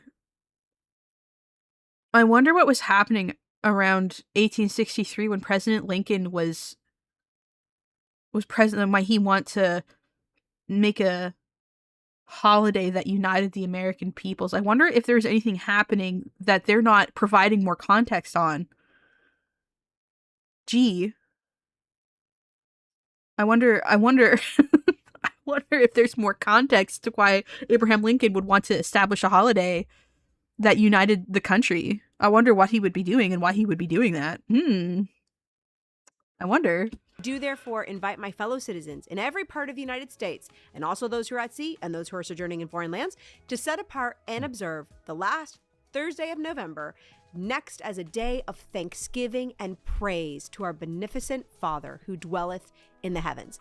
Again, you'd never hear someone saying that today. It's just such a beautiful, like, pointing to God and what he has blessed this nation with and just blessed his people around the world with. It so is. And oh, by the way, our founding fathers wanted to separate. Are we not going to talk about what happened to indigenous people after the first Thanksgiving?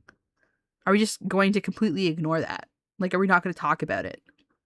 Religion for politics? I don't think so, right? This call for thanksgiving to God is a reflection of a biblical principle, thanking God in all things, and it's always appropriate. It's a constant theme throughout God's word. Like Psalm 92, verses 1 and 2. It is good to give thanks to the Lord, to sing praises to your name, O Most High, to declare your steadfast love in the morning and your faithfulness by night. Or 1 Thessalonians 5, 16 through 18. Rejoice always, pray without ceasing, give thanks in all circumstances, for this is the will of God in Christ Jesus for you. And then in Revelation 11:17, we give thanks to you, Lord God Almighty. What does this who have to is do with and who was, Thanksgiving? for you have taken your great power and begun to reign. And we're even to give thanks in the midst of trials. That's right. Like in Job, the Lord gave and the Lord has taken away. Blessed be the name of the Lord. All good stuff. And we asked you, our YouTube community, what new immigrants, like Avery, should teach their children about Thanksgiving. Avery, let's see what advice they had for you. This got a little bit spicy at times, but okay. Here we go. Emily Joy Carroll says, I don't know if I can. Duh. Oh my God, I don't know if I can go through the rest of this. Okay, I think we're going to call it quits here. So yeah, really pussyfooting around. Ooh, this looks AI. Oh, let me see. Let's see here. Something fucky's going on with this. That could just be bad digital compositing. Cause like, look at the wood texture, how it's like nothing would ever be built like that. Like, what the hell? Anyway.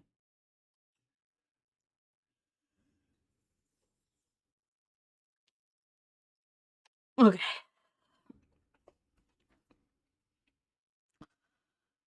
All right, let's take a little bit of a break. Oh, this is 23 minutes long. We're already... How long have we been streaming, chat? Oh... We've been going for like almost 2 hours now. Oh my God. All right. Oh my God. And this one's an hour long. Oh, I don't know if we have time for this. Okay.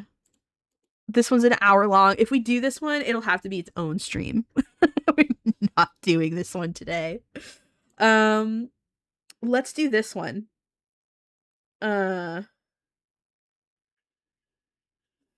Yeah, let's take a little break. Everybody go get a drink, get a little snack. We'll be back in like 5 minutes.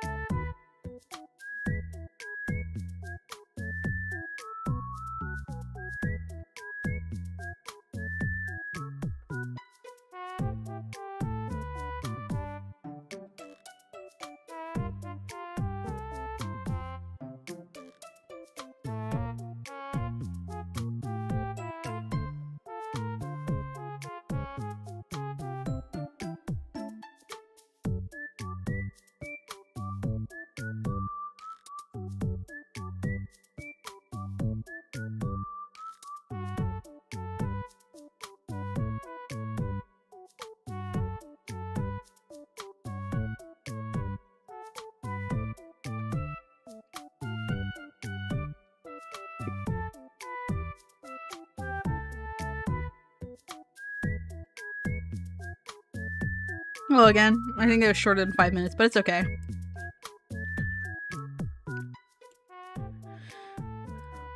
I'll also say that, like,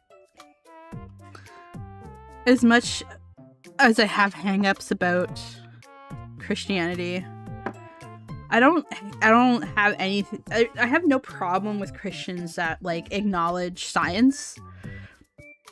I don't like people that lie. I don't like people, like, if you're Christian and you acknowledge the ancient age of the earth and science and modern medicine and everything, that's fine. And, like, you don't, like, put people in harm's way, you know, like, that's okay. That's fine. You know, like, everybody believes in something, I guess. I mean, I don't, but that's your prerogative, and I'm not gonna, you know, come up to your house and be like, hey, you better stop reading that Bible there, buddy. Like, I'm not gonna do that. If that's what you honestly, if you believe that Jesus died for your sins and then when you die, you're gonna go to heaven because you asked for forgiveness, that's fine. I don't care. It literally does not affect me. I have a problem with people lying about history and lying about science in order to brainwash children and to hurt people and to push politics that are based on lies. That's the problem. Otherwise, like, I don't really care what you believe in. I have my little gripes of, like, ugh. But if you, like, live your life for something that isn't true, aren't you wasting your life in a way? You know, I have those moments, but, like, again, like, I can't tell you how to live your life. That's not my business. If you want to go through your whole life denying yourself something because you think God will hate you if you do it, then, like, that's really sad to me. But what am I gonna do? I can't force you to do something that you aren't going to do, you know? Like once we get into, like, is all religion harmful? Like, that's complicated. I think that in a way, yes, all religion has the capability of being harmful. Even things as innocuous as, like, astrology and shit like that. Like, it has the, like I'm not gonna talk to you because you're a Scorpio. Like, what are you talking about? Like, you know, the day that you crawled out of your mom's vagina, like, should not have any bearing on how you're treated as a person. But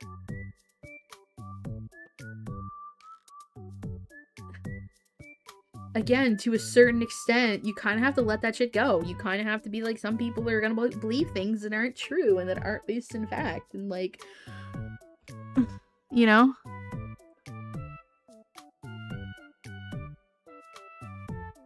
And I have just as much of a right to have those feelings and have those thoughts and say those things as anybody has a right to speak on their religion. So if what I said bothered you, then I'm sorry, but that's how I believe. That's what I believe. And, you know, I hope that if your faith does something for you, that it's strong enough that, like, me having an opinion isn't going to shatter it. And maybe if my opinion is strong enough, like, you know, maybe if my opinion is something that can shatter your faith, then maybe you need to need to have a deep conversation with yourself. Like, if that's something that you're thinking about a lot, because that's kind of how it started for me. Was I would get bothered by people, by like, atheists would bother me, and, like, I'd get upset because I didn't like being questioned, and eventually I realized I didn't like being questioned because asking questions about what I believed in, like, it doesn't make very much sense.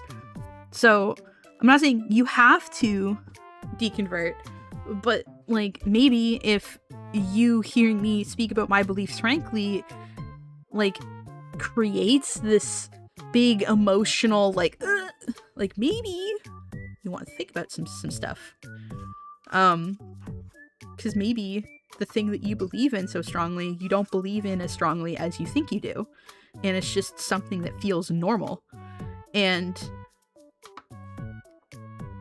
I don't have a problem with faith. If it's something you truly and honestly believe, okay, I'll give that to you. But if you only believe in God and in the Bible because that's what you've believed your entire life and you've never really thought about it, maybe think about it. Yeah, you don't have, like, if you end up being at the end of that conversation to be like, you know what, I am still Christian, and I do still have faith, and I do still believe in God, and I do still believe in Jesus.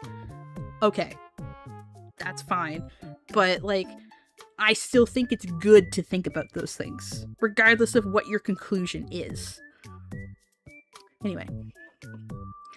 And with that, let's get back to Answers in Genesis. And to all of you big brain Christians out there that do acknowledge the ancient age of the earth and science and modern medicine, I love you. Peace, hugs and kisses, peace and love on the planet Earth. Let's go. You know, over the years, I've heard people argue for the fairy tale arcs and their use. And they say they attract children with lots of cute animals. They draw children to God. I've heard that claim. They're appropriate for young children. Cute arcs are innocent arcs. And the arc details aren't important. So this morning I would like to answer some of those accusations or questions, arguments for the use of the fairy tale arcs. And point number one, I'll just... Okay, to the fairy tale arc.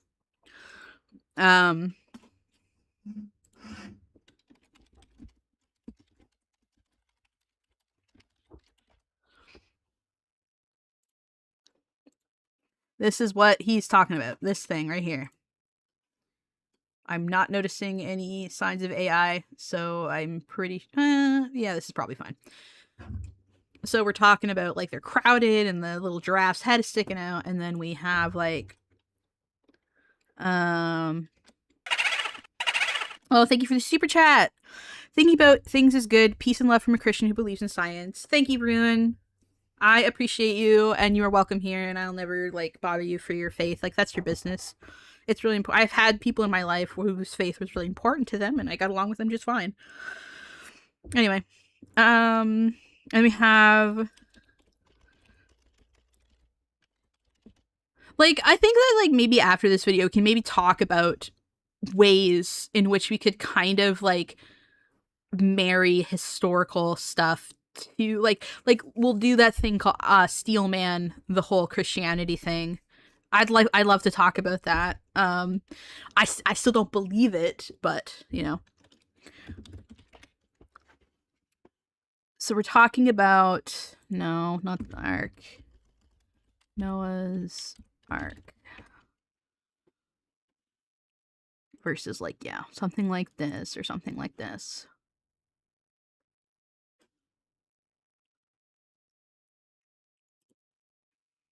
Let's go with this one.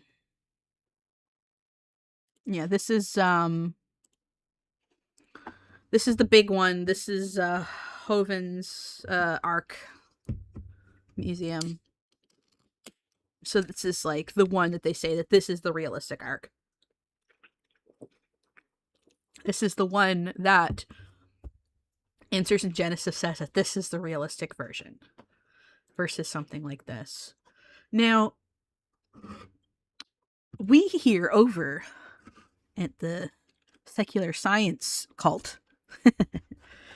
Oh, let's do our little full view one too. Did I don't know if yeah, realistic one, cartoony one. So you might have seen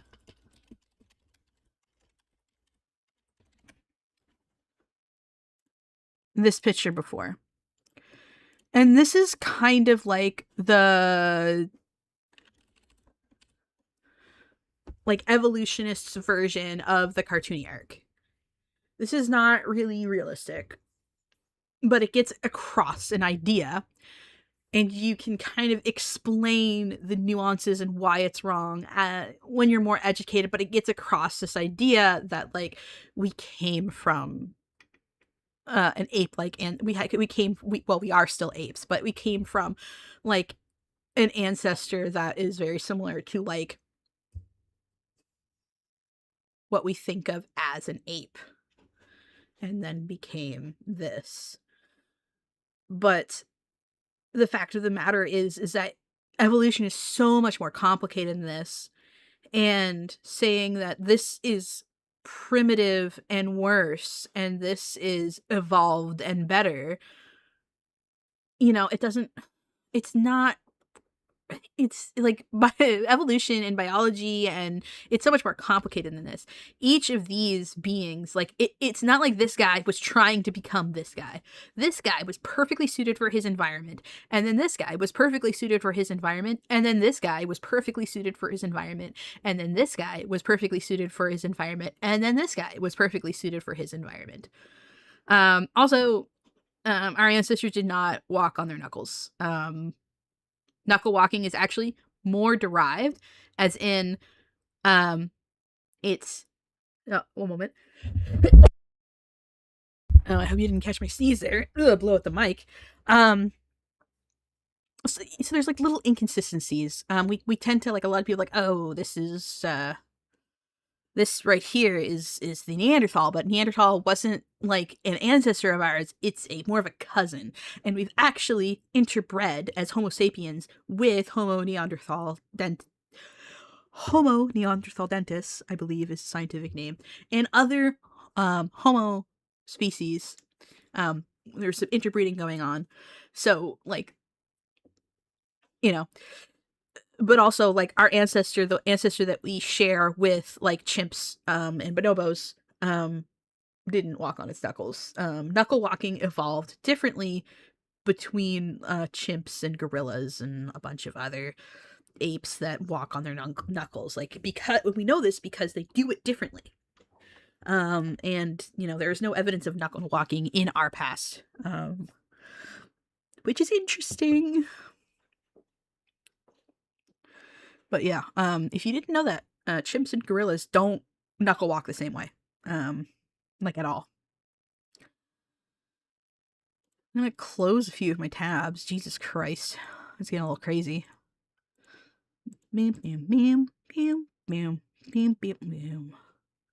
We'll keep this up. But if we go here and we go realistic human evolution. Let's see. We're still getting some March of Progress. This is more, yeah.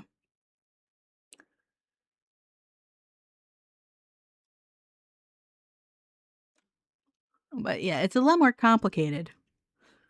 Here's some skulls.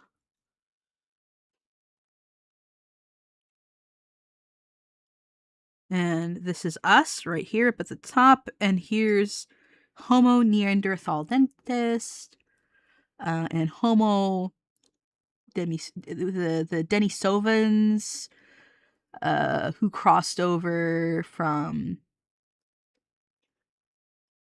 Homo erectus, and you've got some interbreeding here and here. Homo habilis, Homo rudolfensis. So you can see it's not a straight line. You could really simplify it down, and, like, it would be ignoring, like, the rest of our there's just, like, so much other stuff going on. But in any case, let's go back. Come out with all guns blazing here. Why disregard and distort God's word? If you think about it, that's pretty. So why would you draw a little cartoony drawing when, you know, you're distorting God's word and, like, you're going to confuse the kids? It's because they're afraid it makes them look silly. That's the real answer. They're afraid that it makes them look silly. Serious. God started out with his instructions saying, this is how you shall make the ark. He told that to Noah. And it seems like in our culture that we just apply that to Noah, and everyone else, hey, you can do whatever you want. God gave us very specific numbers. Why is it that we are so willing to just disregard and make those whatever we want them to be? That's the instruction that we get apparently from our culture. You can draw the ark any way you want, it doesn't matter. Again, I think that's a rather serious slap in the face of our Creator. Now, it's in regard not to that deep. something that we see as lighthearted and cute, and so I don't think we take it as seriously as we should, but we should take that. That's God's word that we're changing. All right? And what are we really teaching with those cute arcs, those fairy tale arcs? Well, what should be taught from the account of Noah and the flood?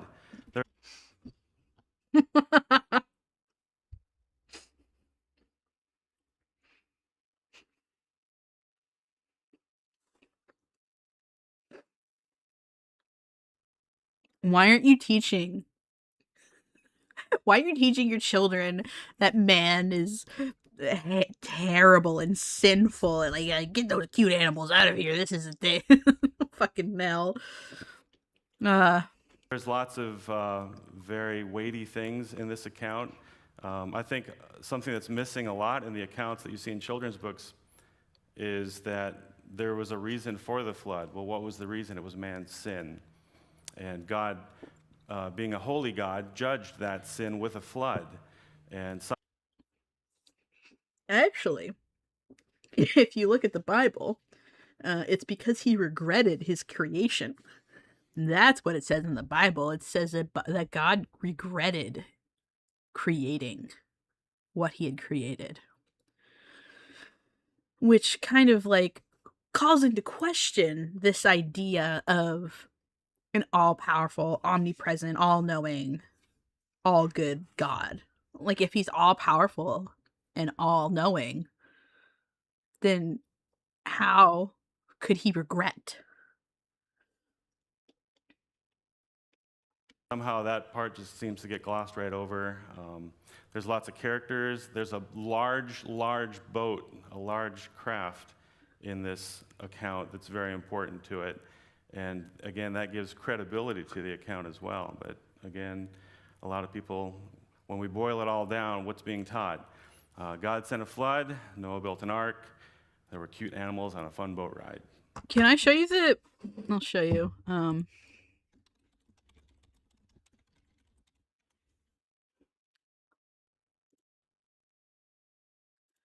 This is the freaking... This is what I grew up reading. And for those of you that recognize it, I just unlocked something terrible in your brain.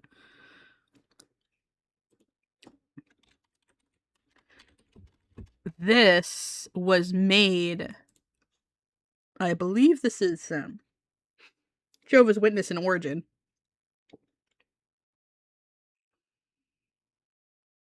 This book is fucked.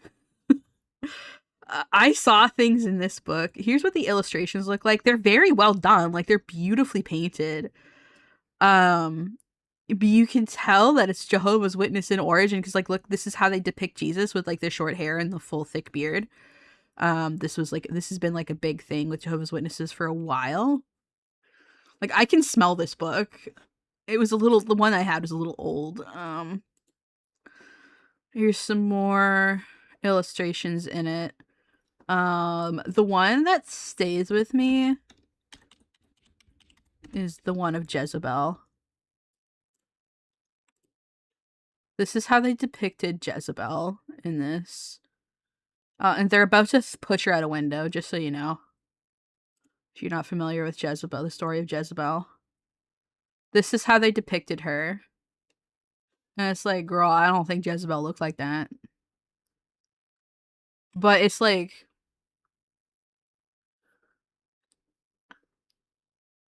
This feels a little... How do I say this? Anti-Semitic? Like, am I... Like, I don't know exactly all the details about Jezebel. It's been a while. But, like, what the fuck? With the And all the jewelry and like, what are we doing here? Like the way that they're drawing her it's just, I get a certain vibe that it's like, this looks like a racist caricature. Oh God, Queen of Israel. Yeah. So she was Jewish. I don't know about that one. Interesting. She probably just looked like a regular person. But anyway.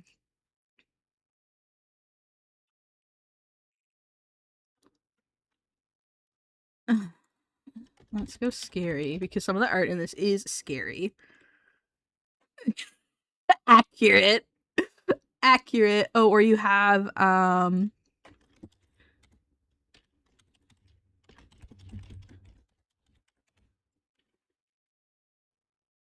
yeah, this was scary. I didn't like this.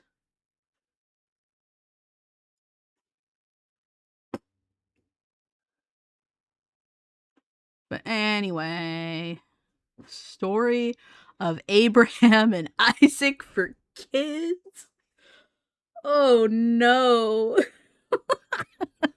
For kids. It's interesting. I've heard from Jewish people.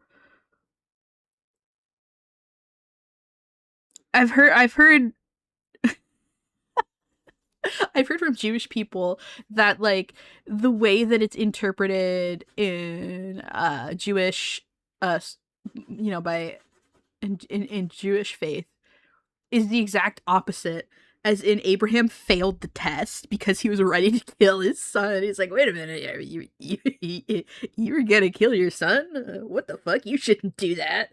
Why are you just blindly listening to an authority to telling you to kill the person you love the most? That you shouldn't do that, dude. What are you doing? I was trying to teach you a lesson that you shouldn't obey people blindly when they tell you to do something bad. Like, you can't do that, man. Anyway. Okay.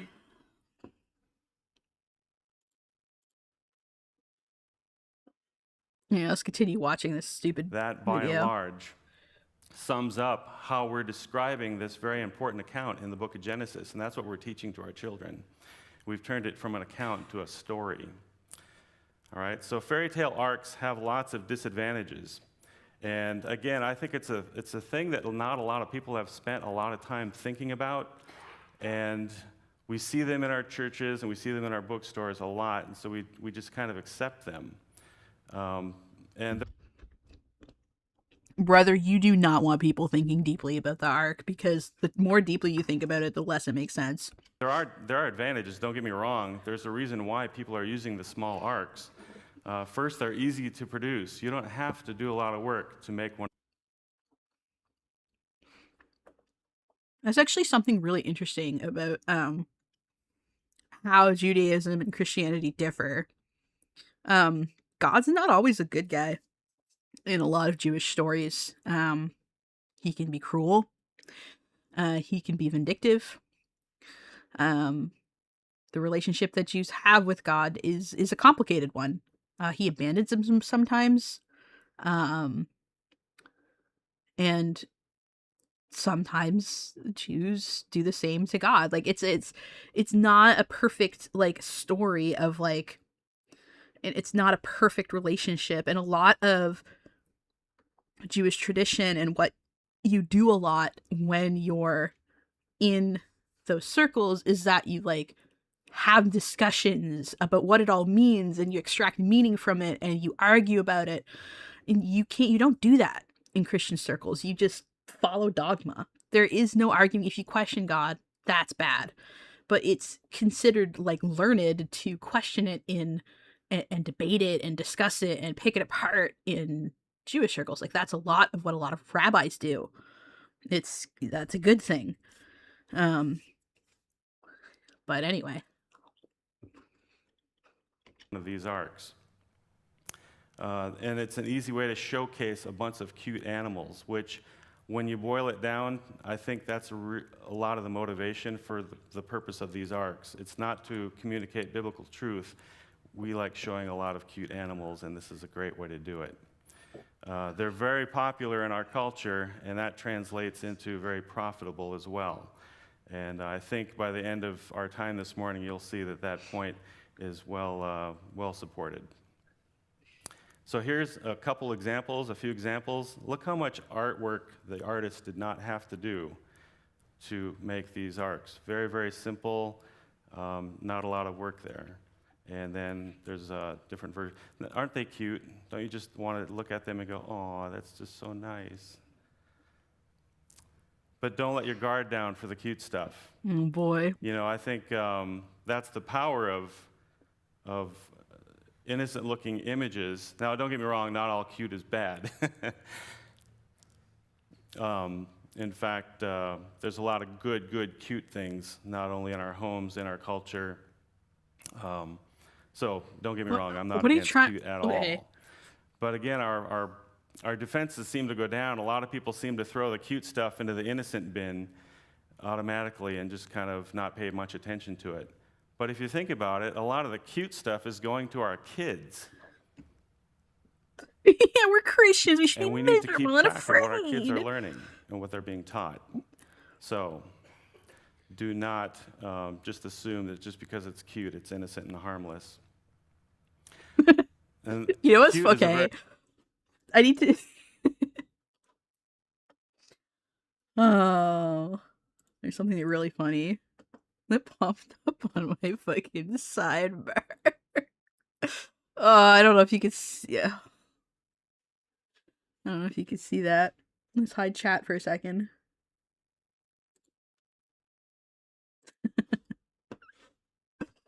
What an interesting thing to pop up in the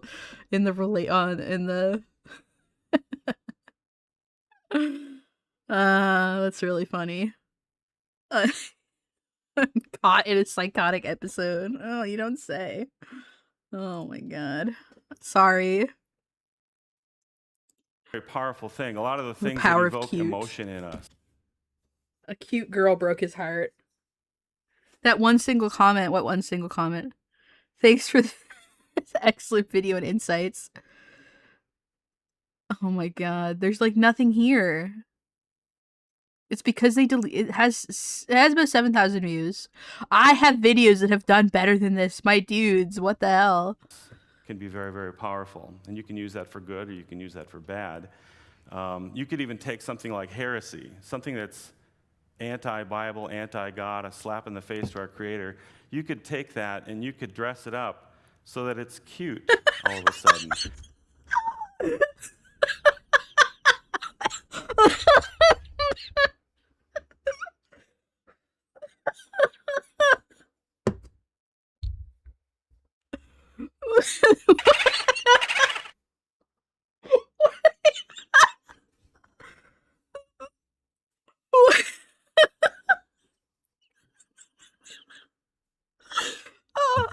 I gotta make this an emoji in my server.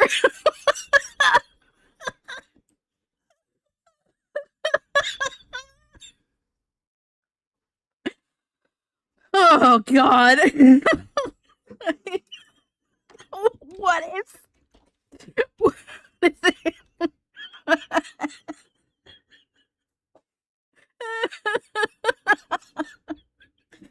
Oh my god. Oh, I'm okay. Every time. Oh my god, every time I look at it, it's funny all over again.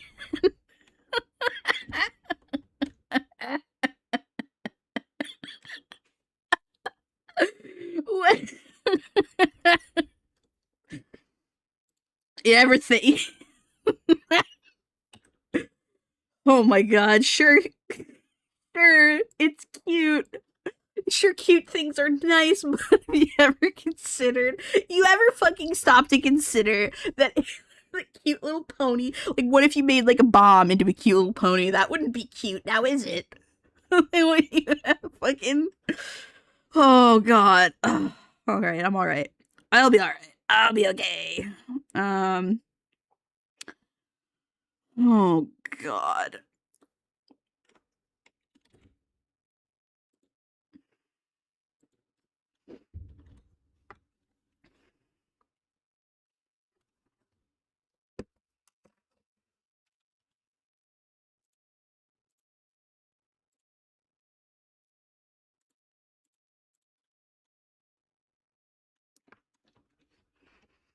The stupid fucking... Hold on a second. It's not selecting the stupid little fuse.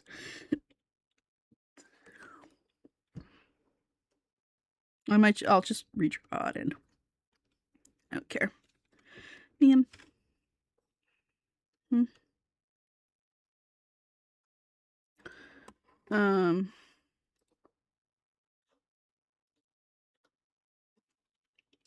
Hold on. I really need to do this before we continue. This is really important to me. Hold on a second, guys. You guys can watch if you want to. Hold on. I really need to make this stupid little horse an emoji. It's so important to me that I make this an emoji right now.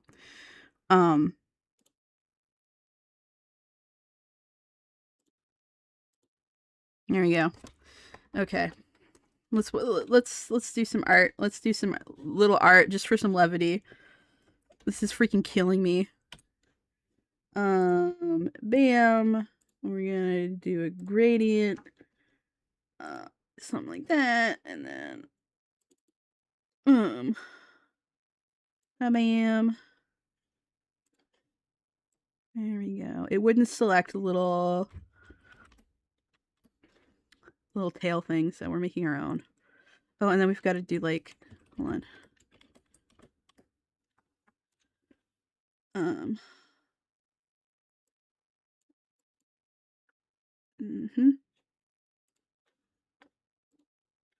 then like, let's do some little sparks as well.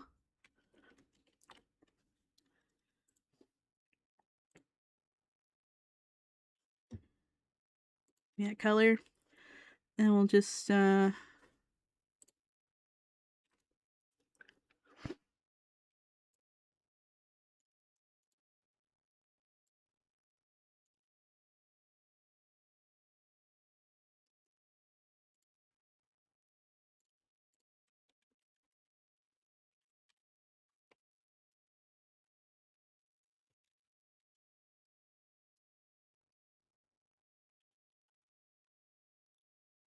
and then we'll go filter, blur. That's not what I meant to do. Hold on a second. Extra layer.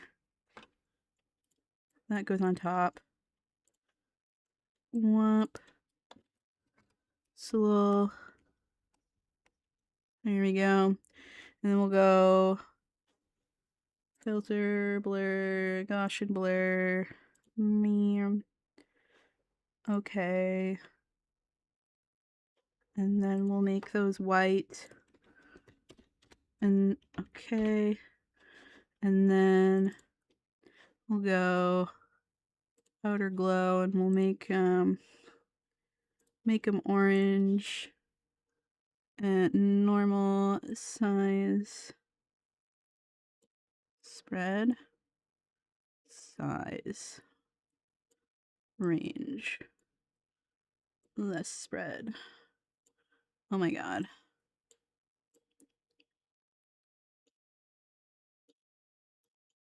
Here we go. That's our little bomb. That's our little bomb horse. This is fucking killing me.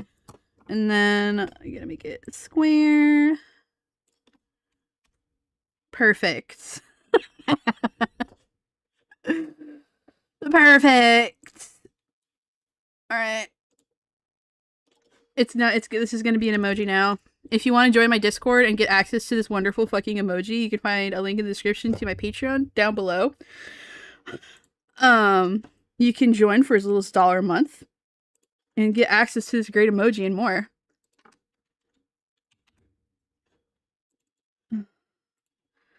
Bomb horse. And bam, bam. Server settings. We're adding an emoji in real time. Emoji. This was a really good use of my time. I need you all to know that.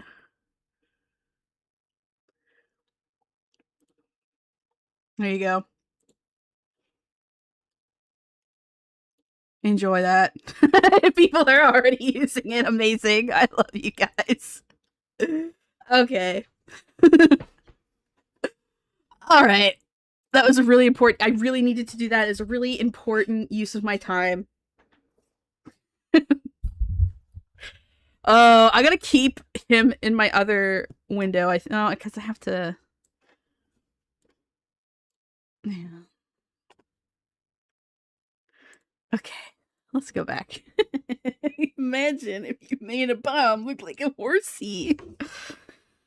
Wouldn't that be fucked up? Okay. And you have yourself a little Trojan horse that can sneak right into our homes and do its damage. And then you've got all these people reacting to it and defending it because it's warmed their hearts or it's made them feel nice. As an example, who's heard this phrase or this statement? God could not be everywhere, and therefore He made mothers. Have you ever seen that before? Rudyard Kipling or a Jewish God's own line of proverb. You know, either products. one. It's out there, and a lot of people are buying it. It's being packaged with a lot of cuteness, a lot of fonts, a lot of colors, a lot of attractive flowers.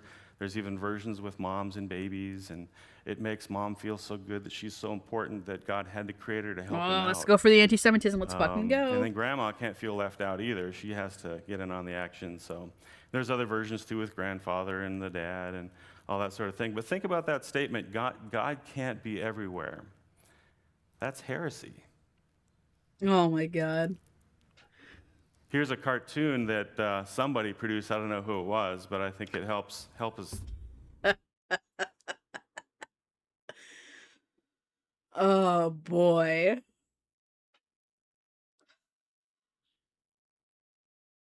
I'm so excited to hear what he has to say about this one. Helps us think that through a bit. This God that's being portrayed here is so incompetent that he can't even clean the house himself. That's not the God that I serve. Can you imagine this image being on your refrigerator with the magnet with this verse on it? God is our refuge and strength, a very present help in trouble.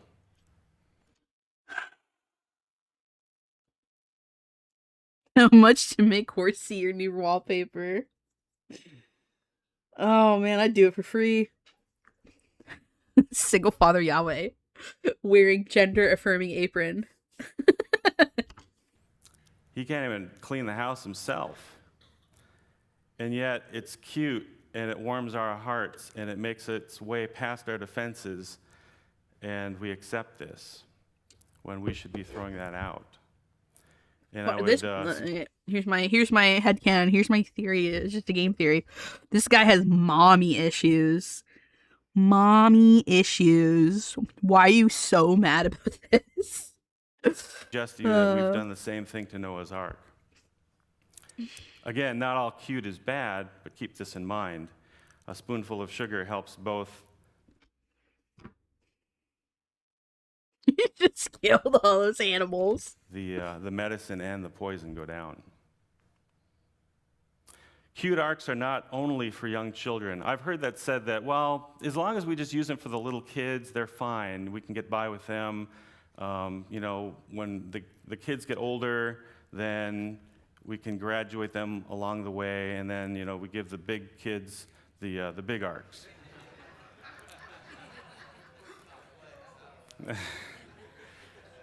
You know, it sounds like, well, maybe that's plausible. Maybe that's workable. The little kids, it doesn't matter for them. But I would suggest this to you. What kind of an appetite are we starting in our kids when we do that? We're starting with wrong images, and we're teaching them to embrace them and gain an appetite that it won't go away. It'll continue on. How many of us here see those arcs and we get warm feelings because, hey, we saw that when we were a kid? Those things stick with us. And so is that really the way that we should be trained? If you think this picture of a bunch of adorable animals on a boat is cute, if you get a little warm feeling inside thinking about your kind Sunday school teacher, like, giving you a coloring page with the arc on it, if you have those feelings, you're fucking evil, you're a heretic, and you hate Jesus. Get a fucking grip, dude. Chat still off screen. Oops. Here we go. Welcome back. Training our children to bring them up in that way. And also, just to say that we should use them just for the young kids, it doesn't work that way either. Imagine drawing an arc this sinister looking. Literally, like, fucking relax, dude. Unclench your butt cheeks. Oh my god. This kind of, okay, so some of you may have seen my comment on, somebody brought this to my attention that they found my comment on a Gutsick Gibbon video. I don't know if I can find it again, but essentially I was talking about how I once did some work for a church where I was helping them like design their website and rebrand and everything. And one of the things I told them is like, hey, you should, like, a lot of the pictures that you have on your website of the church are of a cold, empty building. Consider getting pictures of like the Sunday school, like the teachers, like the people in the church, like people that work at the church. Consider having those be the first thing that people see when they click on your website, because the fact of the matter is that like right now there is an epidemic of loneliness. There is people that are looking for a place in the world and looking for community. And the thing is that churches can offer this, for better or for worse. If you want people to come back to your church, go community first. And like, that's kind of how people joined churches in the first place, is because they were looking for community and they found it in church.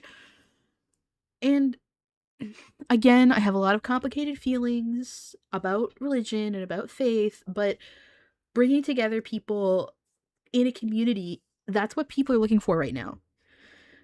You getting all worked up about a little cartoon boat or like realism or like doing apologetics, like, that's not helping. Nobody is going to be swayed by that. The way that people get pulled into churches is through personal connection. If you want people to be in your church, focus on that. There's my little tip to you. Stop fucking worrying about how realistic your book is, because people don't really care about that. And at the end of the day, that's kind of what faith is. Like you deluding yourself into thinking that all of this is factual 100% and doing all these things. Like, what you are doing right now, apologetics, flies in the face of faith, because you need to have a science-based reason to believe in your God at the end of the day. That's what this whole channel is about. That's not faith. Faith, excuse me, faith in God is like, hey, I don't understand exactly why the things that are said in the Bible are said in the way that they are, but I trust that it's for a good reason, and that regardless of what I learn from the rest of the world, my faith will see me through, and, you know, I'll come out the other end of it for the better because of my faith. It's not getting defensive and bitching and whining and being like, man, like, this isn't true. Like actually, like, genetics proves, because we're just going to like take this, we're going to cherry pick data and like pull information out of our asses. Like, that's not faith.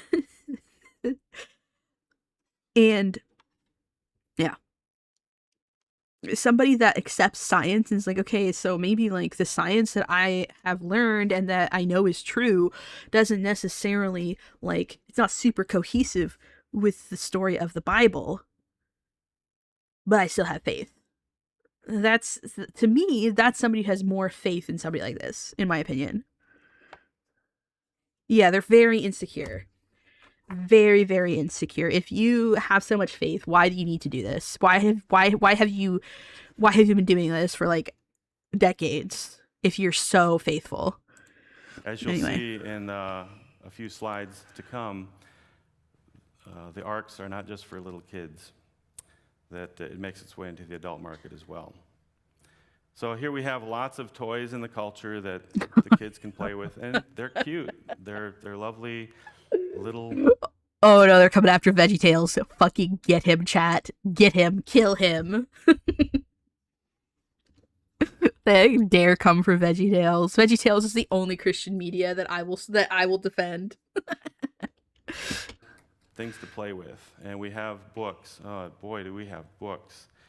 Look at the small little arcs on the covers of these books, and a lot of these books are the first glimpse of biblical imagery that a lot of children will be exposed to. In fact, a lot of them say first time this, first time that. Children's Bible, versions made for boys and girls, all these little boats stuffed full of animals. You know, I think a lot of the people that are in charge of marketing realize that when you want to sell a book and have it be successful, a Bible story book, what do you put on the front to help it to sell? Noah's Ark. And not the full-size ark either. That's a rarity, even in the Christian bookstore. Okay, but the Bible is still there. Relax, my dude. This little collection of books. This is why the church is dying. Because of people like this getting all bent out of shape about these fucking books and shit. Books that I just showed to you was something that didn't take me a long time to find. In fact, I found all of those books currently in our local Christian bookstore in 15 minutes. And I only made it halfway through the bookstore, the kids section. There's probably lots more that I didn't get to. So that's what's being taught in our Christian bookstores. That's what's being taught to a lot of the kids in the church. And again, I don't think that's what the Bible meant when it said, train up a child in the way he should go. All right, but it goes back beyond the children, and it goes into the adult market. Why are we why are we doing the Puritan thing again? Art bad.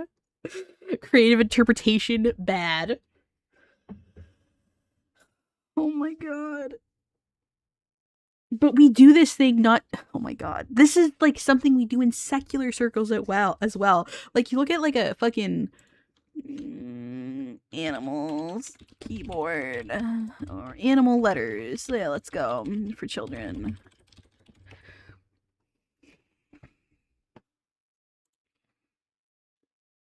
Like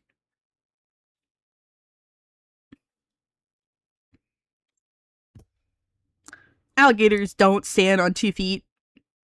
What are you teaching children? What is this fucking lion with his fucking bald ass head? U for unicorn. Unicorns aren't real. Unicorns aren't real. What are you doing?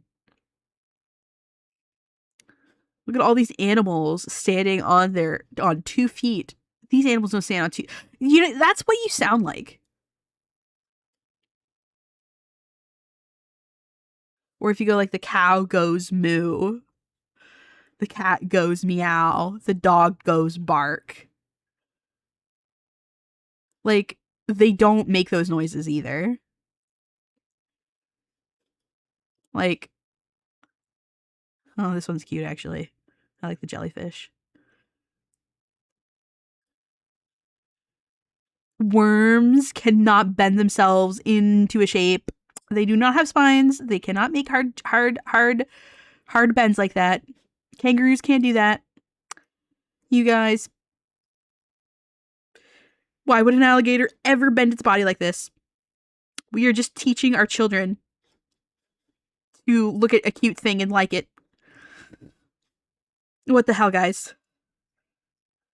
I love like the struggle with the X. This is my favorite. Like, what the fuck, you guys? Why are we torturing animals? Why are we torturing animals to make books? Guys, what the fuck? We are promoting animal abuse. We are saying that it is okay to snap alligators' necks to make the letter A. What the hell, you guys? This is so fucked up. What the fuck? This is what he sounds like. You sound insane. Here's a lot of products that guys, aren't for the... if you draw a cat boy, if you draw Catboy, you are literally anti-science.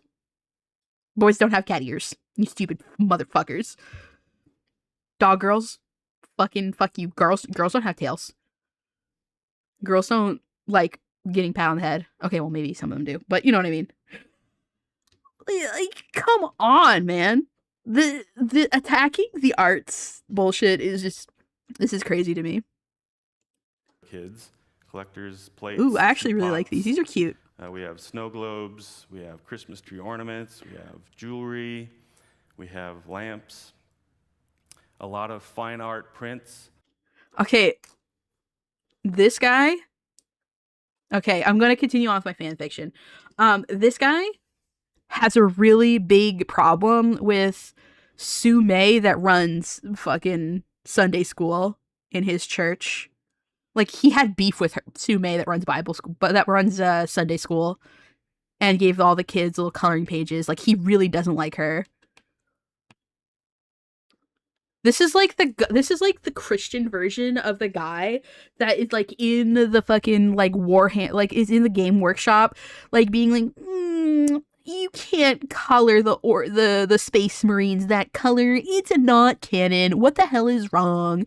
Do you even know what a Space Marine is? Like, it's that guy. Like, it's the Christian version of that guy. Like, fucking chill, my dude. Relax. It's fine. This particular print is interesting because it has the dinosaurs in the foreground mocking the other animals going onto the ark. That's how the dinosaurs died. Oh, yeah, don't a lot go of there. artists even make a huge part of their That looks career cool. and are known for their fairy tale arcs.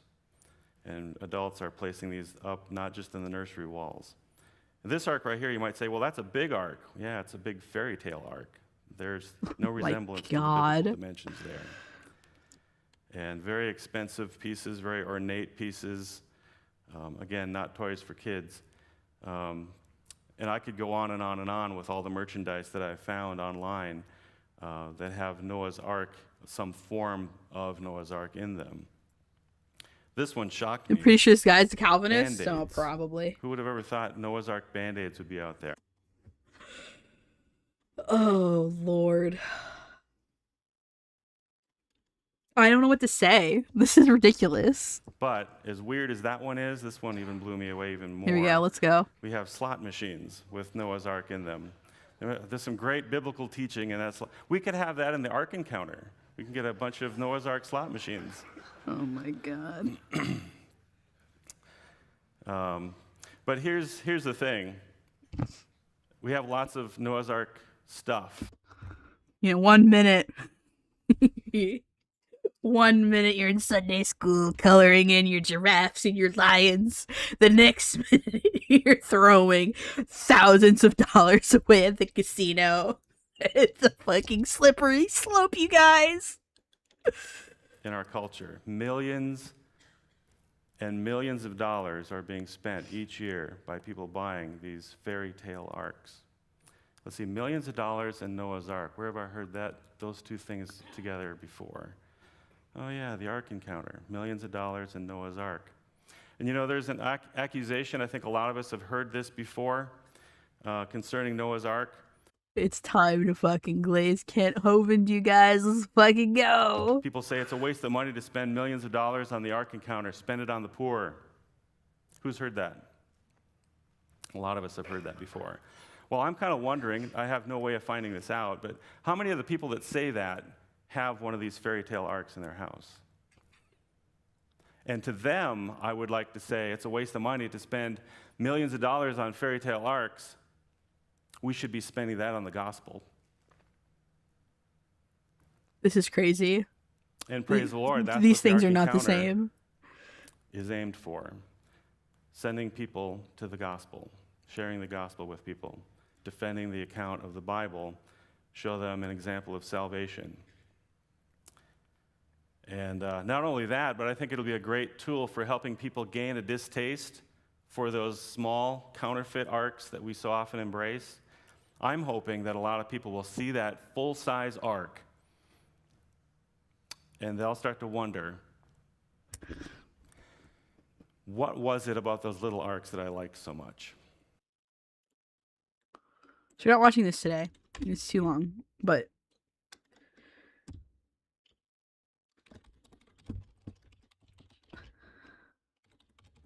if you don't know,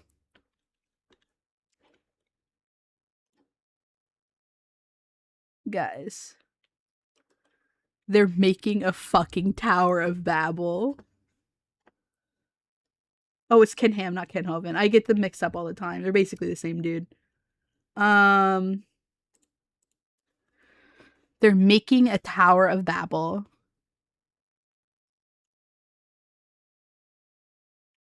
I'm so excited. Look at that.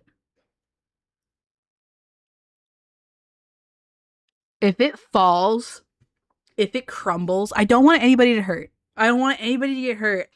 But if this collapses in on itself while they're building it, please. It would be so funny and I would believe in God again. That would be so funny. Please. I want that to happen so bad. I think it would be so funny. Please do it. Please. God, if you're real. It would be really funny. Oh, please. I don't want anybody to get hurt. But please.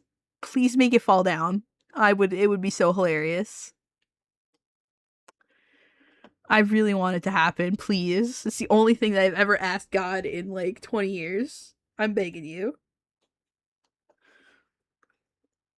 Maybe not 20 years, more like 15, but whatever. It would be so funny.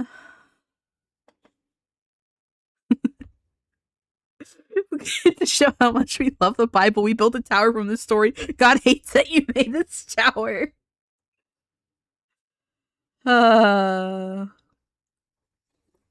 Timmy Turner praying meme. It is the only thing I've ever wanted so much. I just really want that. I think it'd be so funny. I don't want anybody to get hurt. I just think it'd be really funny if it fell down. Hold on. There we go. And they'll start to throw them away. They'll start to... You know what also would be funny? If, like, there was a flood at the Ark Encounter and it didn't float. That would also be really fucking funny. Because, like, the whole thing with the Ark is that it could float. So, like, I think that, like, you should have built it in the water, dude. Like, if you really want to show everybody, you should have built it to be, like, on the water. Surely you could have done that. But, you know, we're not there yet, I guess. have less of an appeal in that market for those things. The demand will go down because of... There was a flood? Image of... What? What? What? Oh boy. Wait a minute, what?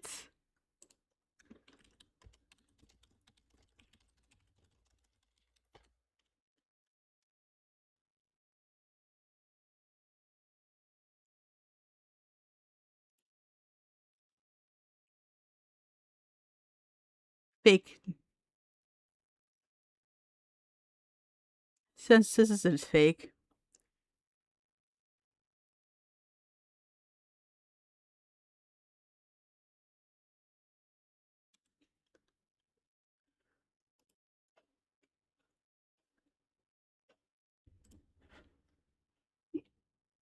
Somebody send me a link because the Snopes is saying it's not Oh, here we go. Oh no. This was in 2019.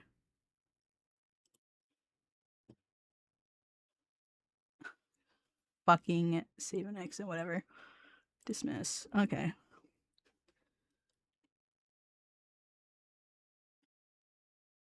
Oh no.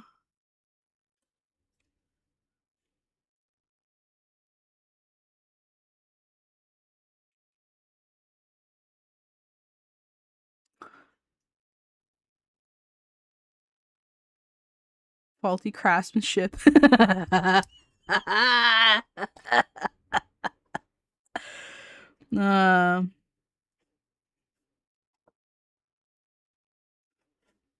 The vessel itself appears not to have been damaged. Okay, so... so it wasn't damaged, but I think it would be funny if it was. Alright, let's go back. A full-size ark that's biblical. You know, we've done ourselves a disservice raising our children, I think, with these fairy tale arcs. Here's a cartoon I did a while back. He loves the story of Noah's Ark because it's about a cute boat full of animals.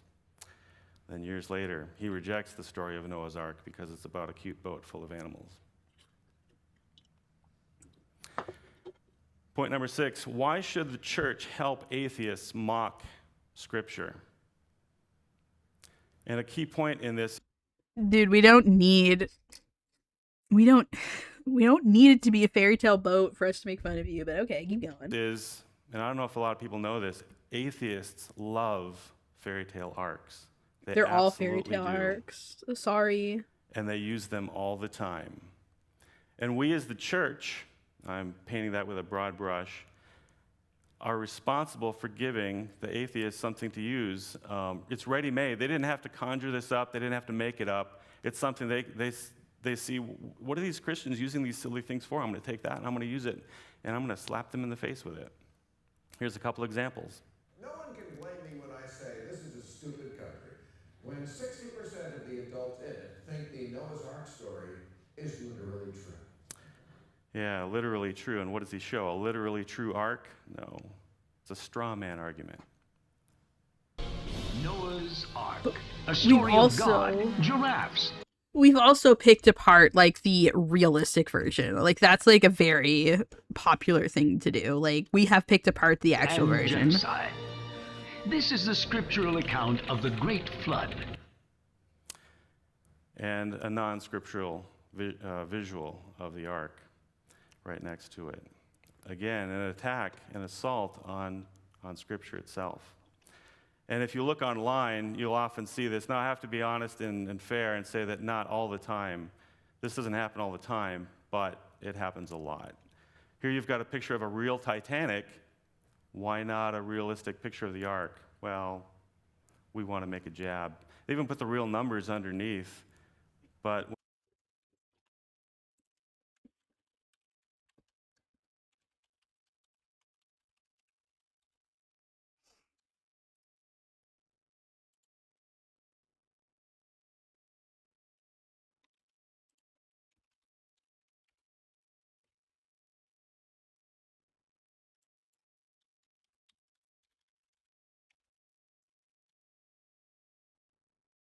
Where is it?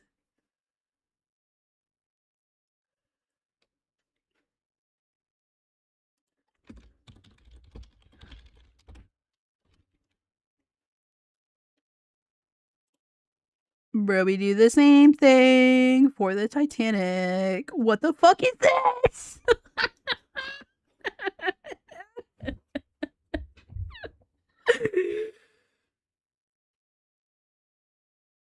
Like,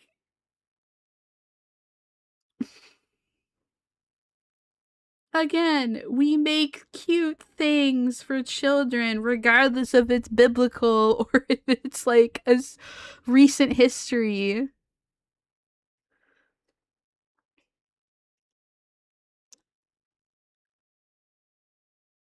Yeah, why does that's always bothered me? It's like, what the fuck? Does it look like a dog? It's the Legend of the Titanic, right? The Legend of the Titanic, 1999.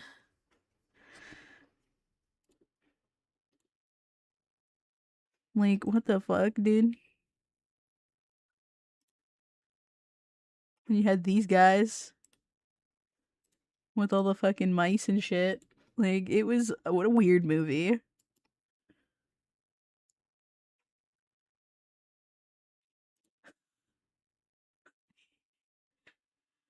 I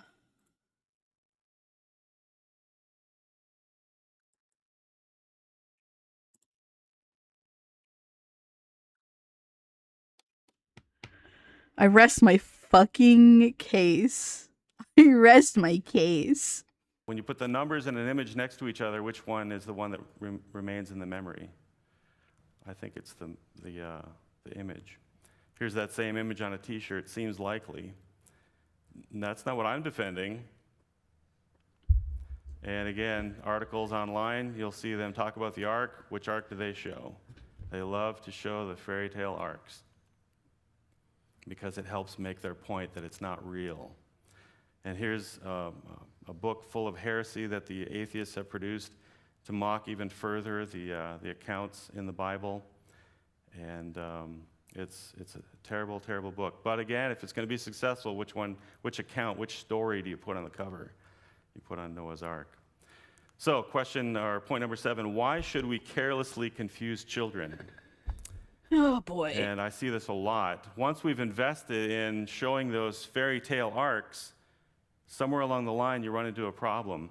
This is a book called How Big Was Noah's Ark? And right away I think you can sense that we're in trouble with the image that's shown here. Inside, they desire to show the real numbers. Now these are shown in metrics, but those are the right numbers, biblical numbers for the size of the ark. But what do they show? Right next to each other, we have contradictory information. What's the child going to walk away with? Is he going to hold those numbers in his heart and imagine how big that boat was, regardless of what image he sees? Or how about later on in the book, it deals with Goliath. And it asks the question, how big was Goliath? Now, why aren't they consistent and give Goliath the same treatment that they did with Noah's Ark? Oh my God, this guy's an idiot. What they just did to Noah's Ark. But you can't do that because Goliath was giant. Well, my argument would be, yeah, and the Ark is a giant boat as well. Also, David wasn't like a All right, young child, I'm pretty sure. I'm pretty sure he was like a young adult. It's one of a kind. And that creates a very interesting dilemma in how you portray things. And I don't think people have thought this through either. You remember on Sesame Street there was that little song, one of these things is not like the other, one of these things is not the same. The same is true here with these 4 images. One of them is not the same. One of them is very unique and different. And again, I've probably given it away because of the topic of my talk.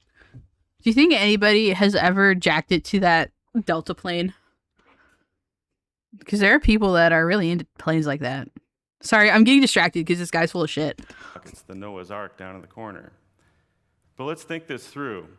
Which of these distorted versions of a bus, a plane, a modern ship, and Noah's Ark, which one would an atheist use to try to argue against the existence of the real thing? He'd never do that with a bus. He'd never do that with a jet plane. He'd never do that with a modern ship, cruise ship, or whatever you have. Why is that? Because we have the real ones around us all the time. We have plenty of planes to look at. Yeah, this guy's just glazing. We have lots of ships. No the one Ark doubts Encounter. that those things really exist. So in a sense, if you want to make cartoony, distorted versions of any of those things, go for it. No one's going to doubt that they really exist. That's not true with Noah's Ark. We don't have a culture littered with realistic images of Noah's Ark. Again, hold on, let me see. If I go Noah's Ark, what do I get? If I just sit without kids. This one, fairy tale-ish, sort of. Like, you could argue. This one's realistic. Or it's biblical. This one's biblical. This one's biblical. I think there's some AI problems. Like, this is AI, but this one, it's sort of realistic. It's a little small. This one's, again, like, biblical. This one's biblical, but again, it's AI. Biblical.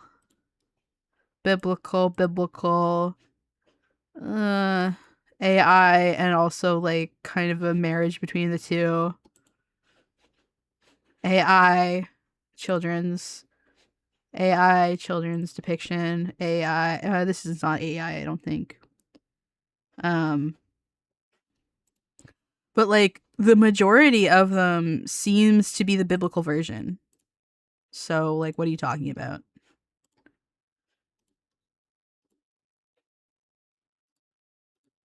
Like, what do you mean?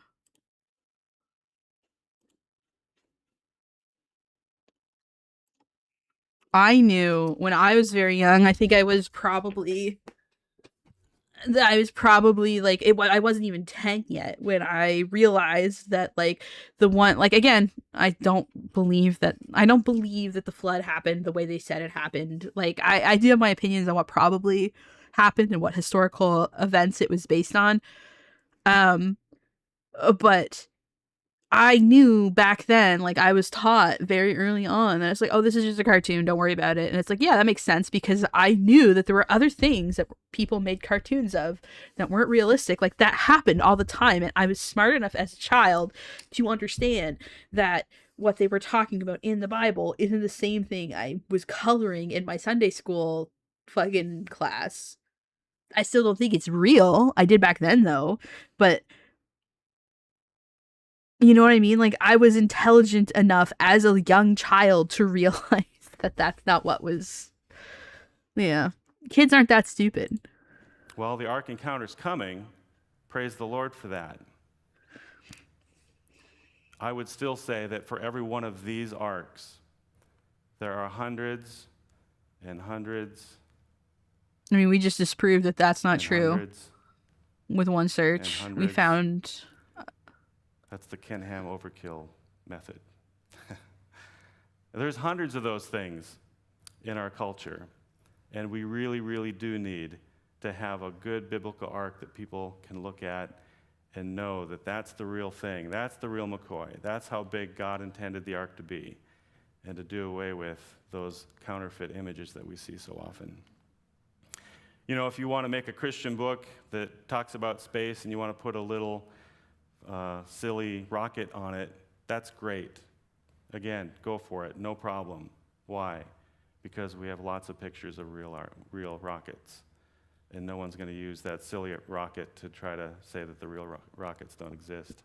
If your faith is so flimsy that it can't stand up to a little bit of that style of ribbing, then maybe you need to have a deep conversation about this.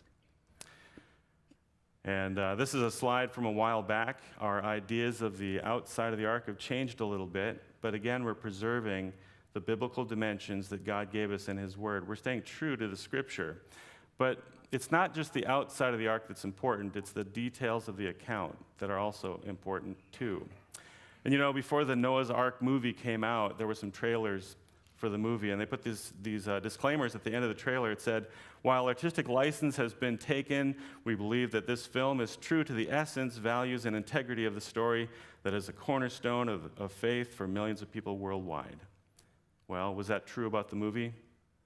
No, they were just trying to create an interest and preserve the movie in the minds of people so that they would go see it.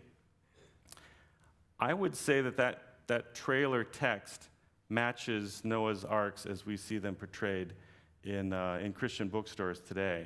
A lot of people want to defend them and say, hey, we're teaching the biblical account, we're teaching kids to appreciate it and love it.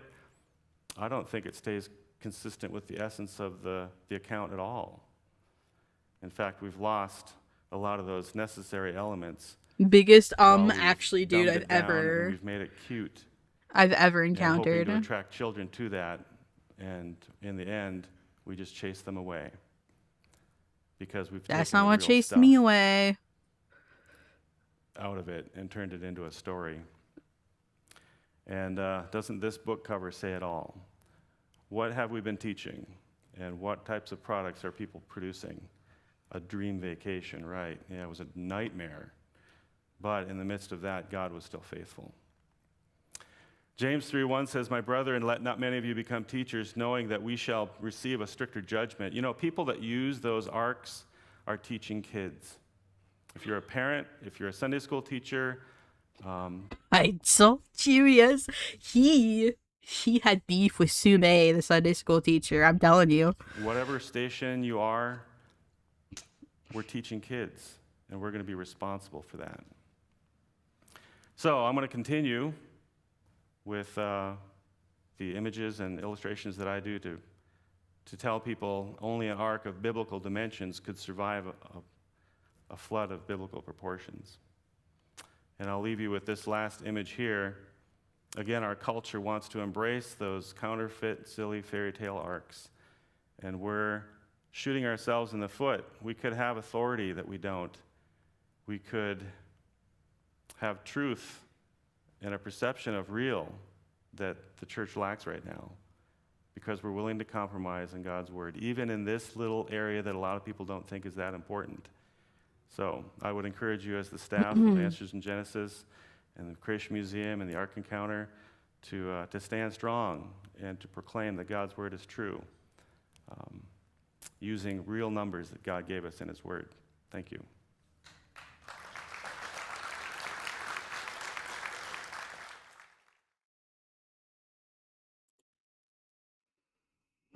Good grief.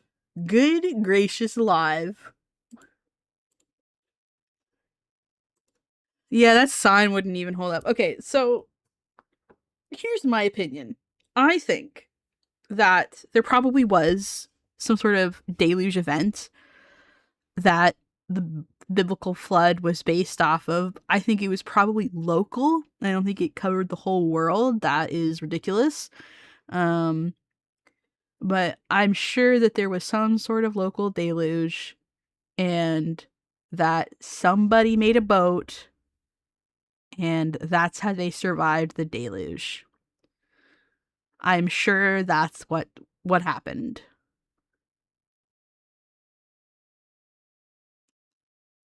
How the people would have thought to make a boat at the time, you know, maybe there was a lot of flooding in the area, like every year, and it just so happened that it's like, oh, you know, it flooded pretty bad last year and the year before that and the year before that. I should be ready this year, and I should make a boat ahead of time, and maybe I'll put my farm animals and shit on there and my family. And he probably fared pretty well, and he was okay.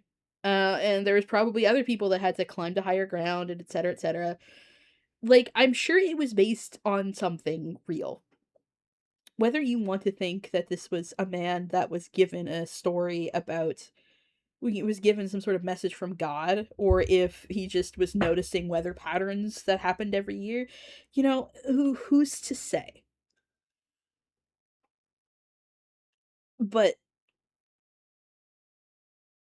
like a Christian that believes in science would be like, okay, so you can't take the Bible literally, but like we can make these assumptions based on what we know about the geological record, and then connect these events and say, well, this is probably based on this, and this is somebody's interpretation turned into a myth / story about that time in history, and maybe God was involved. You know, it seems that Jesus of Nazareth was based on like one guy, perhaps a handful of guys. And you know, if you want to say that, oh, you know, he did say these things and did these things, and it's just been a little twisted over the years, or like, you know, there's a lot of ways that you as a Christian can realize, like, hey, this is a book that was like translated from a different language, and it's filled with parables and myths and some historical accounts and some instructions, just like many like spiritual texts are. It's an amalgamation of like history and mythology and like instruction and like how to live your life. And understand that like people that didn't understand a lot about the natural world would have had a different like viewpoint, and would have been processing the world around them differently than we do now. You know what I mean? Yes, there are several flood myths. Like, yeah, that's why we're pretty sure that there was some sort of deluge around that time. Like, that's, yeah. Yeah, floods happen. floods happen all the time. Like of course they're scary. And they do fuck things up. Like, so of course that would naturally make its way into a cultural zeitgeist and into things like spiritual texts. Like, that seems like a no-brainer to me. Where an atheist and like a science believing Christian are going to differ is like, did this come from God, or was this just natural events that were just caused by the natural world that were then interpreted by people at that time who didn't have the information we do now? You know what I mean? And that tends to be where that split is, and that Christian has their faith, and it doesn't matter that there's all this science, because they're like, well, I still believe in God and I still believe in salvation and all this, but I don't need that to support my faith, because again, that's not how faith works. But anyway,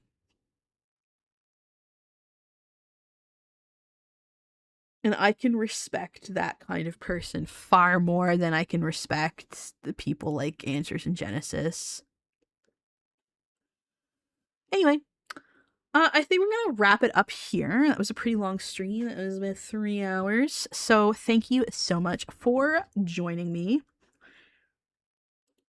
And thank you to my patrons, Paige, Harvey, Hummus, Mohammed, Wee Skilly, Fiona, Boggle, Space Frog, Somnium Astra, Dylan, N Zephyr, Vex Fidel, Elias, Tavistinian, Swampling Lover, Shira Veed, Garden, Not Daily, and all my imp level patrons as well. And a special thanks to my staff, Mothra, Squeakers, Boggle, and Sparrow.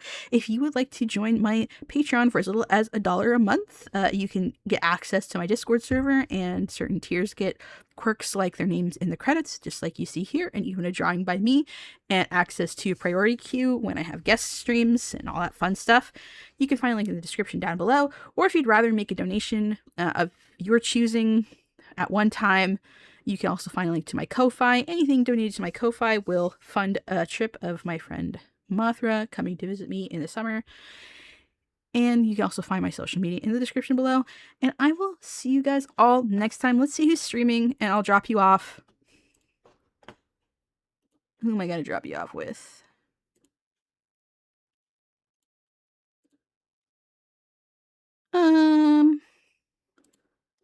We've got Nate Petrosky doing some stuff on his homestead, and there's a puppy. So I'm going to go send you to look at Nate's new puppy. You guys have a great week, and I'll see y'all tomorrow for some more Silent Hill. Bye-bye.